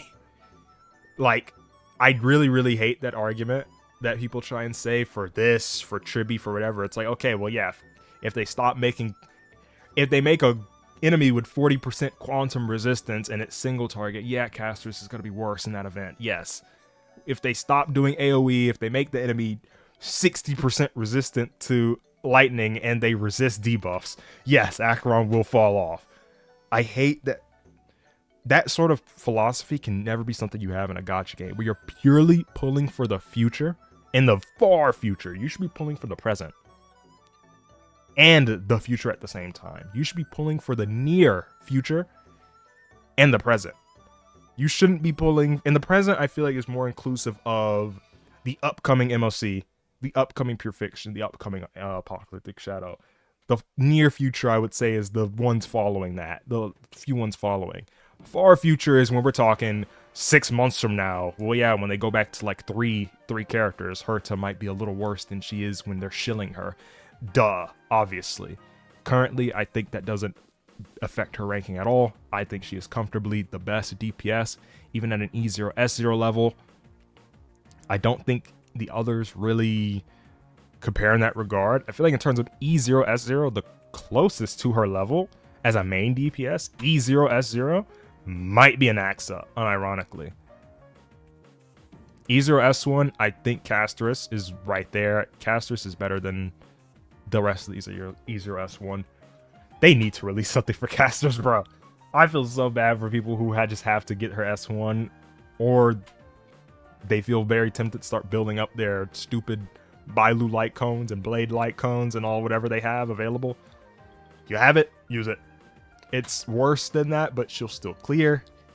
it's really frustrating that she didn't come with something like how Firefly had. That's the one key difference between her and Firefly, actually. If we're going back to casters, Firefly had Fall of an Aeon that was like very competitive with her signature for some reason. I don't know if they intended that to be the case, but it certainly is. They don't have that for either. I mean, there's the Battle Pass Light Cone is the closest you're gonna get, but there was no free-to-play option for casters aside from if you happen to have a high HP Light Cone that isn't Remembrance. Really weird, but whatever. Herta is here to stay. She only is going to get better with an Anaxa's release. You can just see it. Wind character, implanting weaknesses, AoE, and all that stuff. So many actions. I believe they showed his double skill in the trailer and stuff like that. Not in the live stream. So she has options for growth and support in 5 target scenarios, 3 target scenarios, 1 target scenario, 3 and 2, or 3 and 1 target if you're using an Axa for sure. 5 target, if you're already using Jade or something, not much is really gonna change in 5 target. But I know for now, on release, you're not gonna feel the biggest difference between Anaxa and Jade for Herta. You're not gonna feel it. You're not gonna feel the craziest difference. Later down the line, and this is what she's for, in my opinion. She is here to be that sort of future-proof kind of character. Similar to how Acheron is just always sticking around, Herta's gonna stick around. And the character that's gonna let you keep her around is going to be Anaxa. There's gonna be people that are gonna skip him because he's a dude. I mean, they did this to Jiao Cho. Now they're asking, hey, what should I pull? Should I pull E2 Acheron or should I pull an E0S0 Jiao Cho? Is Cypher gonna replace Jiao Cho? Is this blah blah blah blah blah? Bruh. Just pull the fox. But that's it for main DPS. Let's get into supports. Not as spicy. Can still be spicy though. And we're gonna wrap this up. So for supports, I feel like one is pretty obvious. I'm just gonna drop her right here. Yukong. Yukong exists. I don't think you should use her, but hey, if you do, to each his own. I'm gonna drop Hanya in C+, and I'm gonna put Asta above her here in C+ too. I think they are the biggest nothing burger characters that don't really do anything wrong. They just don't do enough right, which is why they're nothing burgers. They just exist, and if you use them, they're not like offensively bad, but bruh, you have so many characters that you can use instead. That's just what it is. They don't do enough good to really be like, wow, I need to use them. Which is why I think C+, that's the definition of mid. They exist. They're fun to use. I actually genuinely like using Hanya a lot, actually. But it's just, dang, it's just really annoying for both of them. I can't justify putting either of them any higher than C+. Next is, ooh, sorry to you, buddy. I'm gonna put you like here. Put you above Gwynaifin. Put you under Japard. Hey, I just pulled Silverwolf on the freaking game in the corner. That's crazy. So speak of the devil. Silverwolf is going to get buffed. We know this. What she needs. I think this is fair to talk about since she's getting buffed. What does Silverwolf need? What does she do so bad to be ranked B-? Her implant should not be RNG, for one. It should be based on probably like the slot placement of your character. Like they've been adding a bit of mechanics based on this. Her EHR, she's such a confusing character as to what they want her to do. Her signature, for some weird reason, has crit. She has high EHR requirements, speed requirements. She has a single target implant. Weakness breaking as a mechanic has kind of fallen off outside of super break. So her desire to break and stuff has just kind of fallen by the wayside. Her biggest thing is that she also implants the corresponding type res. That's really, really good, obviously. It's just that she doesn't debuff frequently enough. All of her attacks debuff, but they don't happen frequently enough. She needs something like how Jiaocho has out of turn. All of his stuff debuffs too, but he still has out of turn debuffs. She has the same sort of debuff frequency as like a Pearl's Pella, except it's not AoE, which is really bad right now. It has been bad for a long time. I feel like to fix Silverwolf, she needs an AoE implant. She genuinely needs to fix that RNG based implant. She probably needs something like how a lot of Nihility characters have now, something to reduce those EHR requirements by a good bit. At least enough to where just slapping on tutorial is enough. I genuinely think that Silverwolf has the makings of a good character, but the systems within the game just don't use her well enough at all. And there's too much AoE. There's too much AoE for her anyway. Like, she just has no purpose in the meta. And she's the only character that I E6. So I use her as a main DPS sometimes. It's fun. That's the only reason I pulled her as E6. So I want to use her as a DPS. They didn't know what to do with break characters back then. Exactly. They really did not know what the break mechanic was meant for. At all. It used to be a decent deal. Like, at the very beginning levels and stuff, break actually does some pretty good damage. The further you go, it just does pathetic damage, obviously. And then they introduce Super Break, which completely blows everything that break does out of the water. They need to just rework break as a mechanic. And it's even gotten to the point where, in some cases, breaking can feel detrimental. Have you all fought against Flame Reaver, and he's doing the second wave, or like second stage attack, and he's charging up, and he's got all the clones ready. He's about to do the big doom, doom, doom, doom, doom, and slam down with the sword attack. He's about to do that. If you break him, the clones just don't spawn anymore.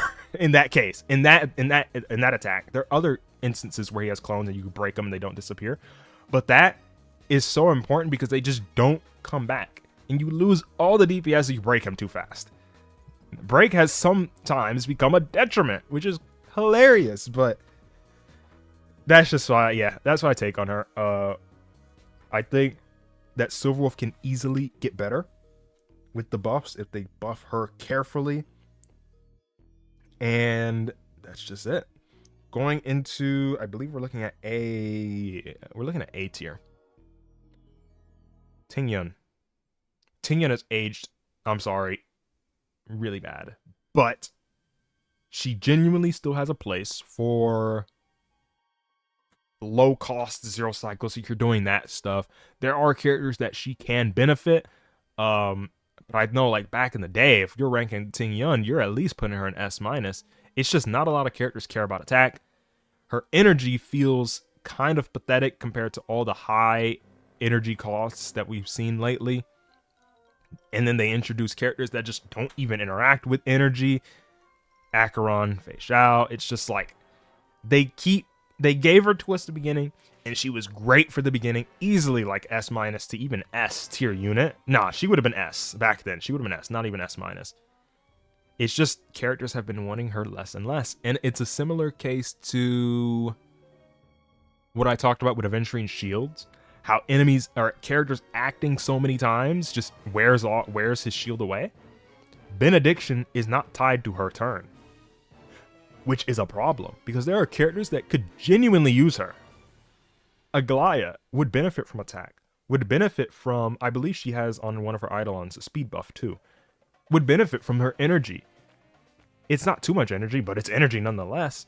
The problem is that Aglaya benediction disappears in like 3 seconds. Herta is another character, would benefit from the attack, would benefit from that speed from the Eidolon, would benefit from energy.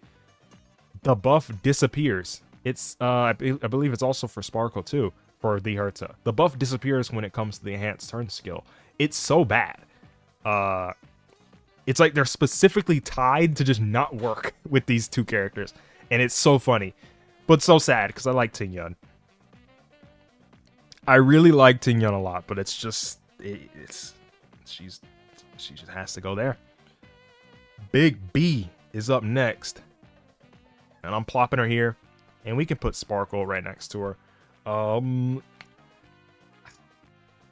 I don't think either of these characters were really power crept in a sense. I think it's just that they fell off. I don't think Sunday power crept them. I think it's just that the environments and the characters that have been releasing just don't use them. We've been getting more and more characters that just don't use what they bring to the table. It's as simple as that. A lot of characters, again, have these sort of things where we can mention the Herta again. When it comes to her enhanced skill, Sparkle's buff is no longer available. Unfortunately, it's just not there anymore. Sunday, it will remain. It's just one of those, the characters they keep releasing just have nothing to do with what these two characters provide. Castris doesn't care. Aglaya, you can actually use Bronya with Aglaya, which is the funny thing. You can use her there, and you want to advance Sunday back up, is the concept. You advance Aglaya with Sunday, then you advance Sunday with Bronya, and then you advance Aglaya again. That's the idea behind that comp. So low-key Bronya could be higher, but no, I'm not going to do that. It's really, really awkward. It's another one of those cases where back then, oh, they'd be S, no question. They'd be S tier, no question, both of these guys. It's just the characters that have released don't care. New character releases, and it's just, we do not care about what y'all do. You know what has gotten characters? You know who has gotten characters that do kind of care? Pella. Yeah, I didn't put Pella down yet. Pella, I think, is better than the three characters that I've ranked so far. Between Sparkle, Bronya, and Ting Yun, I think Pella is better than all of them. And the reason is, she's actually gotten characters that can use what she does. Defense Shred is never going to be tied to a character's kit. How much they can benefit from Defense Shred, everyone can benefit from it. It's just certain characters can benefit from it more. Acheron will take more advantage of it because obviously debuffing will give her Crimson Knot stack. But there are some characters, you know how Mighty doesn't care about an attack boost from one of Sparkle's traces, doesn't care about an attack boost from Ting Yun. He doesn't mind defense down. Now, is it the best amplifying source in the world? No, but he can use it. Castris can use Pella as well. RMC Pella, Gallagher Castris, that's a purely just 4-star plus Castris team, and it works. Pella is just given that grace of she still has characters that can benefit from what she provides, and the same just can't be said for her 4-star support companion Ting Yun, and it's just a little better than what these two bring to the table. So I'm gonna put Pella higher. Acheron ratio casters, exactly, yeah. More characters. There's even more characters that just benefit from what she does. So next, I think that's it for A+. We're gonna start S-. This is still also one thing about Pella. For some of the apocalyptic shadow modes that want you to attack and stuff like that, attack frequency, she can do that too. Like the banana boss, she can attack frequently enough. But yeah, HMC S-. I meant to put you above Firefly actually. I think HMC still exists. Their biggest problem is that you have to use them instead of RMC. That's their biggest flaw. But the fact that they enable sustainless break comps, it's just, I can't really rank them any lower than S- because I feel like sustainless, if you can clear with it, it's what keeps break pretty competitive, at least with some of your other options, especially if you've invested Eidolons. You have E1 Rame, if you use your free Rame to get E1. If you have E1 Fugue, if you have E1 or E2 Firefly, you're gonna benefit from having, you know, sustainless and stuff. And HMC still exists. There are areas where you can get a better clear using HMC over Fugue. Neither of them I feel like are like directly better than the other when it comes to who should you replace. It's really situational. It's really come out as like Fugue is just the best of all three when it comes to HMC, Rame, and Fugue. But you can have use cases where, you know, the other one maybe your Fugue doesn't benefit your Firefly as much as HMC will, and you don't want to run Sustainless. Then you would stick with Rame, HMC, Firefly. I really think you should stick with Fugue, but, you know, you can still run that if you want to. DDD, Pure Fiction. If you're using that, DDD spam, it's still a thing. It's not as often as, again, the initial release, you know, when people were looping Himiko follow-ups forever. That had a lot to do with the fact that you were breaking a lot more often, and they also had a lot of Pure Fiction buffs that were giving energy, action advancing, and stuff like that. I feel like HMC is pretty comfortable here. I could understand if you put them in A+, if you really think break is just not a thing anymore, but I think break is like, it exists still. It's still fine. Up next, the Big J. The Akira main jump scare. I'm gonna drop him. Ooh. Let's put him here. I think he is very tied to Acheron, but I have to be fair, and I have to rank him as a generalist as well. I think with Acheron, if I'm just tying him next to Acheron, I could just put him right here. I'm gonna do it. I'm gonna put him right next to Acheron. The thing is, he has the same sort of case as Pella, where obviously he's not the first, second, or even third or fourth option as a generalist buffer or debuffer. I should just say amplifier. He's not the first, second, third, fourth, maybe not even the fifth character. But the fact that he can work, okay, that's a lie. For Mighty, he might actually be, you know, the third. He might be the third option for Mighty. It's the simple fact that he can even exist with some of these other characters that I feel fine with putting him so high. I think people... It's hard. I think people honestly rate his generalist abilities, but I think people also maybe undervalue it. I don't know how to explain it. I think people are correct in assuming, yeah, as a generalist character, it's not like the greatest thing ever. And there's so many other options you can pick before you use him as a generalist amplifier. But I think people just undervalue the fact that he can even do it. That fact alone is why I'm just going to rank him higher. And just tie him next to Acheron. He is so tied to Acheron's performances in any stats that you see that it feels kind of crazy to not just have them next to each other. Even though I value, the only reason I'm not even going to have him higher, I generally rank amplifiers above the DPS, but I'm not going to just because his generalist buffing abilities just aren't there enough for me to put him. This kind of looks crazy. Like having him this close looks kind of crazy, but I think people underrate him a lot. We'll just put them as a combo pack. The two that I think are on the cusp of S tier, not quite there. They're right there. I think they're mostly chained to Break's position in the meta. If you asked me maybe even 2-3 months ago, Rame's up here. I just think Break has this. I don't feel it. It's been getting less and less recognition compared to other avenues, such as AoE, just AoE stuff, and HP reduction, HP gain, all that stuff. I feel like they're both fine here. Now, as a Break character, as a Break support, Fugue is better. But it goes back to what is here with Jiao Cho. The fact that you can even use Rame as a generalist. Again, she might not be the first, second, or third character that you're going to use, but it's the same thing as Jiao Cho Pella. You can use her. I really would hope you didn't use her with Mighty, but the fact remains that you could clear with that, even though it has anti-synergy. You might end up killing some enemies that have so high like toughness bars, like the Pegasus, the Moonlit Pegasus or whatever it's called. It has so high of a toughness bar, you might not even break it. You might not even run into the anti-synergy. You might kill it before you break it. Some others, like if you're fighting Kafka, you might just break her before you get too many enhanced skills off. Casterus works there too. The anti-synergy again exists. You do want to take damage to charge and whatever sometimes.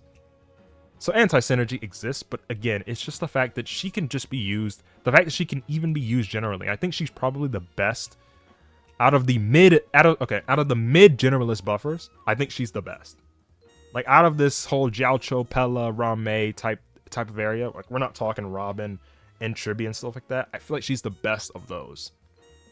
And then the fact that she also is pretty competitive as a break support. With Fugue, I think just gives her the edge. I don't think either are S, but I wouldn't be mad if you put either of them there. Next up, we'll go Robin. Just kidding. She's an S+. The meta has been favoring Robin less and less. There have been less and less characters that care about attack buffs. It is not looking too great. She's definitely on a downward trend. I'm going to keep her here at S+ for now because I don't want to be too hasty and say she's S tier yet. I think there are still characters that can benefit from her existence. There are still characters that just do. There's Aglaya. The Hertha can use her. Obviously, you'd prefer Tribby, but if you didn't have her, you can use that. Hypercarry Anaxa likes Robin. Again, same case, you can use Tribby. I think Robin might have a little bit of a better case, but it's whatever. Jade on the Jade Lingsha teams can use Robin. Can also use Tribby. Acheron can use Robin. Can also use Tribby. Mighty, no. Don't do that, please. Fei Xiao, Robin. It's just Yunli, Robin. Jingyuan, Robin. If you're using DPS Argenti, you're probably using Tribby, but Robin could still exist there too. It's just I feel like she still has enough characters that she's relevant enough for and that she's best in slot for that I'm going to keep her here in S+. S, if you really want to be heinous, go for it. I think that up next is Sunday. I think that Sunday for Zero Cyclers at least brings so much value. Same with Robin. They both bring so much value, but I'm not even going to count sustainless runs or whatever. I think that he synergizes with more characters than Robin just by proxy of him having summon stuff in his kit. And there are just more characters that care about his buffs. He may not be optimal for too many characters, like Casterus doesn't really like him too much, unless you're E1S1, in which he's now competitive with RMC. Congratulations, the free character. I think this is pretty fair. I wouldn't rank either of them any lower than this, personally. Could I understand if you did? Still probably not. I'm going to be honest. I think that Sunday is one of those characters that he just works with everyone. Is he the best in slot for absolutely everyone? Still no. There are characters that he's not best in slot for, especially for like teams with a sustain. There are characters that I would put before him, but he works with just about everyone. He's a really, really good character. Top 3, I would say. I think he's a top 3 character in the game. But that must mean, what that must mean? That these two, I'm not even going to waste time, that these two also fill out the top 3. I think that the current best character in the game is Tribby. Even E0, S0 Tribby. I think at an E0, S0 baseline, Tribby is the best character in the game. I think that RMC is a close second. RMC you could rank them lower than them or her. They're free. So I'm just on the value, or just on the basis of pure value, pull value, I'm putting them higher. And they just synergize with so many characters. So many characters can use a Mimi. So many characters can use a Tribby. There's characters that people thought just wouldn't work with Tribby that, surprise, surprise, work with Tribby. Why? Because the environment benefits Tribby so much. She works so well with the mechanics that are in some of these areas. Like you're using Fei Xiao with Tribby, it might help against the Flame Reaver because you can kill the clones a little fast, especially if you're using Jade. If you're using Fei Xiao Jade Tribby, well, congratulations. You might be able to clear Flame Reaver now. I think that all 4 of these can be interchangeable depending on how you value a certain character. If you're thinking far into the future, well, what if Tribby, it becomes single target MLC in 4.0? Well, we're ranking the now, not 4.0. What if it turns to the three targets, 3 elites?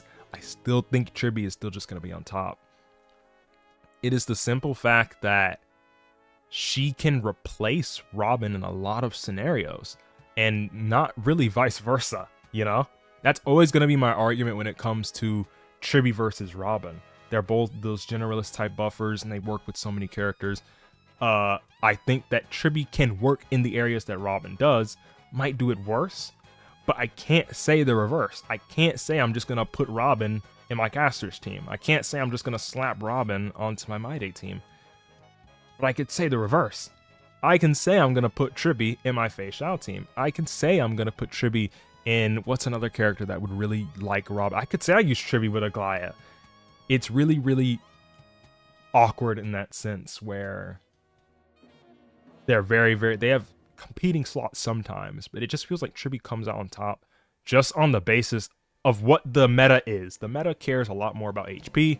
The meta cares a lot about HP scalers. The meta cares a lot about high attack frequency, which Robin doesn't do. She does a basic attack every now and then. Tribby is constantly doing attacks and attacks and attacks, which matters a lot. There's a lot of pure fiction modes that just want her follow-ups and all that stuff, and the damage focus into the main target. There are a lot of apocalyptic shadow modes that would obviously benefit from Robin. Don't get it twisted. Like, again, I still have Robin in S+. Don't take this as I'm saying Robin is A+. I still have Robin in S+. This is still top 4 in the game. There are some modes where you legitimately care more about the attack frequency, like the Banana Boss, for example, than the action advancement that you would get from Robin, the team-wide action advancement. Even though it does inadvertently lead to an increased hit count, Tribby will ultimately contribute to that more via her basic attack, her ultimate, her follow-ups. It's just one of those things where I think for all 3 modes, if we're going all 3 modes, I think that there are characters that just have the Tribby diff in pure fiction. It's really, really hard for me to argue against Tribby being the best character right now. Will she always be the best character? Is she future-proof? Probably. But will she always be the best character? No, I don't think she will always be the best character. I think there's always room for another character to release that can do, I mean, not what she does better, but they can do what the environment demands better. And currently, Tribby does what the environment demands the best. And that should be the final part of my tier list. Ooh, Hyacin. Let's do a quick ranking. Quick ranking. Cypher.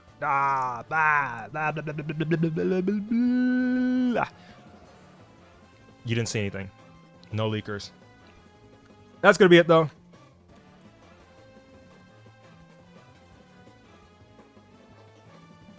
Tribby's weakness is solo target. Yeah, and that's the biggest thing, is that when we get things like a Hule side or whatever, we're not gonna slap Tribby on there. You can definitely use Robin there. You can keep Tribby there. One of the biggest things of contention back when it was, you know, her beta, right? Her Tribby's beta was like, what's her energy generation like for single target? And it turned out, surprise, surprise, it was completely fine. Or when they nerfed her follow-up, how her follow-up interacts with ultimates and stuff, they were like, oh, no, they killed the Fei Xiao team. It works just fine. That's a single target character. I think that the case with Tribby is that she feels sort of like how, I do think sometimes when people criticize her solo targeting ability, it feels similar to how people talk about E1 Aglaya versus E0 Aglaya. And they kind of conflate how much better she is with her E1, like for Aglaya's case. They conflate how much better she is with E1 with her being bad or something, or mid, kind of like not that great without it. She is, it's like, it's not that she becomes mid and then becomes great with her E1. She is already great and she just becomes like excellent with the E1. Tribby, to me, she's already great in single target, but when you take her to 5 target, she's excellent. And that's why she's just popping off right now. She's just excellent at the moment. But when you reduce it, I don't think she's even going to become mid. I don't think she's going to just become good. I think she's still going to remain great. Because there are people who are still clearing. When they put Hule and you slap a Tribby on there, you're still going to clear in reasonable times. It's just DDD is one of those things, even outside of 0 cycles. I used to have the take that DDD didn't matter outside of 0 cycles, but when you're using low-cost stuff or whatever, like my free-to-play account, I accidentally superimposed. I didn't accidentally do it. I was stupid, and I superimposed my DDD thinking I was going to get more, and I didn't, so I'm stuck at S2. It still helps. I don't have her signature, but it still helps, the action value. Obviously, it's more and more valued at low cycle clears. This is where you're really going to feel it. The first wave, second wave, stuff like that. When you are competing to get the clear speed with mediocre investment comps, things like action advance are really gonna matter from Dance Dance Dance, and Chibi is one of the best users of it. Obviously, if you have a strong signature available, you have her signature, you have Sparkle's signature, you can definitely use those too. They're gonna be there, that exist. But this is E0, S0 primarily speaking, for most of these characters. Some I might think about them with their signature. Not to be unfair to other characters, I'm not just going to be biased or cast and say, yeah, S0, S1 for her and S0 for everyone else. I genuinely do think this is just where she is at S0. S1, she might even jump ahead, but yeah.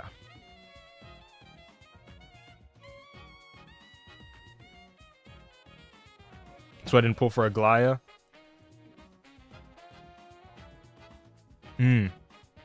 Terrible. Yeah. I do agree. If you didn't pull the characters that she wants, which is just going to be the case for every character, right? If you didn't pull Robin earlier and you didn't pull, you know, I'm not even going to say Adventuring, because in my opinion, I don't even think Adventuring was fully necessary for Fei Xiao. I think you could get away with Gallagher, but obviously Fart Comp was the most like promoted thing by content creators and stuff like that. Shoved that down a lot of people's throats. Pause. If you didn't pull the things that connect Aglaya's pieces together, you didn't pull Sunday, you didn't pull Huo, and you missed both of them, well, just don't use her. Please don't try and use Tingyan. Her benediction's just gonna run out.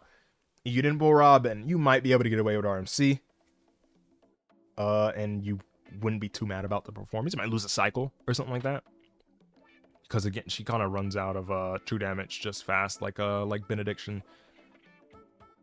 That's gonna be a really interesting thing. I wonder if that's gonna be. I wonder if they're gonna try and use that as the way to phase out RMC. Actually, I'm curious about that. Are they gonna try and make characters that just act so many times, just boom, boom, boom, boom, boom, before their actual big DPS hit, and then you just run out of true damage? But I wonder if that's gonna be the case, because that's kind of what happens with Tingyan a lot. A lot of characters just run out of benediction before you do significant damage. Imagine trying to use Herta's enhanced skill. GG's. If you didn't line it up absolutely perfectly, well, goodbye to benediction on the turn you got in your enhanced skill. Sparkle, there's nothing you can do about it. That's just how her kit works. Unless you saved the enhanced skill. You gotta play really weird with Herta and Sparkle. You have to just save the enhanced skill. And when you advance her, you have to use it. You can't ult into an enhanced skill. It's so weird for some of these characters. I wonder if that's going to be the direction they take some of the RMC stuff to balance, because RMC's so broken. My free character should not be this strong. Yes, they should be. They should be. Hoyo, please make more free characters, please. When you make the next free character, please have to be good. I'm begging you. But yeah, I think that's... They make the RNC turn duration and then release the deluxe edition. I think you're on to something. You're on to something. That's what they're going to do. They're going to introduce characters that just don't mesh too well with true damage falling off. And guess what? This character's going to have true damage all the time. For all characters not be broken. Looks at E1 Triby. That's what E1 Triby is, literally. That's just, yeah. So when they release that premium, like how they did with Fugue to HMC, you know how HMC's Super Break is only tied to how long you keep ultimate up, which should pretty much be always. I feel like there's not too many cases unless you really botch something in terms of SP where you don't have their ultimate up. Fugue just has it always too, so that is a really good shout. I think that's just going to be what it is. It's not going to be tied to any sort of turns. It's just going to exist. True damage, when this character's on the field, it's just going to be true damage. It's going to be so broken. That's going to be so broken. But yeah, I think this is my current list for all MOC, all of MOC, Pure Fiction, and Apocalyptic Shadow merged into one. If I were to like change things, maybe I could give characters a little more leeway with Pure Fiction scores. I feel like that'd be the most I would do. If I could give more characters leeway in that, like Firefly would go up, Fei Xiao would go up a little, Yunli would go up, Boot Hill would go up. Like there's characters that they just blow in Pure Fiction. They just suck. March, Moza, like all these characters would just go up. All the hunt and 3 target characters, they would probably go up a little if I weighed Pure Fiction's ranking down just a little less. Like I did it for Boot Hill. Boot Hill was the character I did it for the most. Like if I really weighed his Pure Fiction performance in this, he'd probably be like down here. If this were purely MOC, a lot of characters would be going up. I don't know how many characters would be going down. But this is why this isn't a pure MOC tier list. If I were measuring sustainless, some characters will go even higher. I already think Scylla can maybe do it. I think the amplifiers currently are strong enough to where she can pull it off and get her resurgence with a sustain. It's just going to be really hard. You're going to need investment, Eidolon investment on your supports, most definitely. But it's doable. If this were sustainless, she'd go up even more because I mentioned this before. Scylla's biggest problem is just that the HP has gotten so high on things that she just can't proc resurgence unless you're running sustainless. She can't really kill enemies like that, like she could before. You know, back then she could just pick off enemies with a sustain. You could run Bailu, Bronya, Ting Yun, and you're getting kills with with a single Bronya skill and Benediction on you, and you're just hitting something with a basic attack and you're getting another turn. Nowadays, you do that, well, you're going to need probably Pella. If you're doing like low cost, you're going to need Pella, you're probably going to need RMC, you're going to need Ting Yun all active at once. No room for a sustain unless they make 5 character content, which they're never going to do. Hopefully, because that's just going to mean they're going to raise HP even more. But I think that's just my take on Scylla. But I think she is genuinely overhated. I think a lot of people think too much. Oh, you just need the perfect relics on... No, you don't need the perfect relics on her. You need the perfect Eidolons on your supports, buddy. Listen, that's what you need. And if you're doing really low cost clears, that's when you're going to need the perfect substats on her. That's when that's going to come into play. When you have like 40 perfect substat Scyllas that you see on like private servers or whatever, that's when you're going to feel the need for good substats. If I don't know I wouldn't ever measure like Apocalyptic Shadow or Pure Fiction more. I think those are just, oh no, not this song. This is an E rank. I'm not listening to the goddamn E rank victory theme. I would never rank. I think that tier lists for Pure Fiction and Apocalyptic Shadow is kind of below, because they just, bro, they're so volatile to me, at least. They are very much affected. It might be Apocalyptic Shadow the most. It's really affected by just whatever they choose to want you to use. If they just decide with a snap of a finger, well, both of these sides are going to have 40% fire res, well, GG, you're not using that character. You're not using your fire character on that side, now are you? For that entire Apocalyptic Shadow, unless you are brute forcing it with res down, but I mean, who does that? I think that's going to be it, though. Can we... Let me see if I can wrap up this event. And I might try some clears with something or something like that.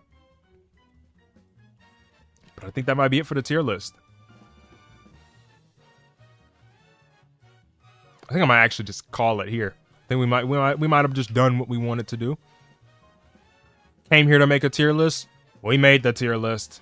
I might just make the thumbnail just what the tier list is, instead of like the clickbaity thing, because it just, maybe people just want to click on the live to see like, well, what did he put? What did he explain this for? I think I'm just gonna end it here though. I'm gonna end this here, wrap up this event. I think I'm gonna start editing either this, the freaking 7-element video that I showed earlier. I might either start editing that, or I'm going to start editing Mariomon video for main channel. So appreciate y'all tuning in. Quick 2-hour stream. And peace.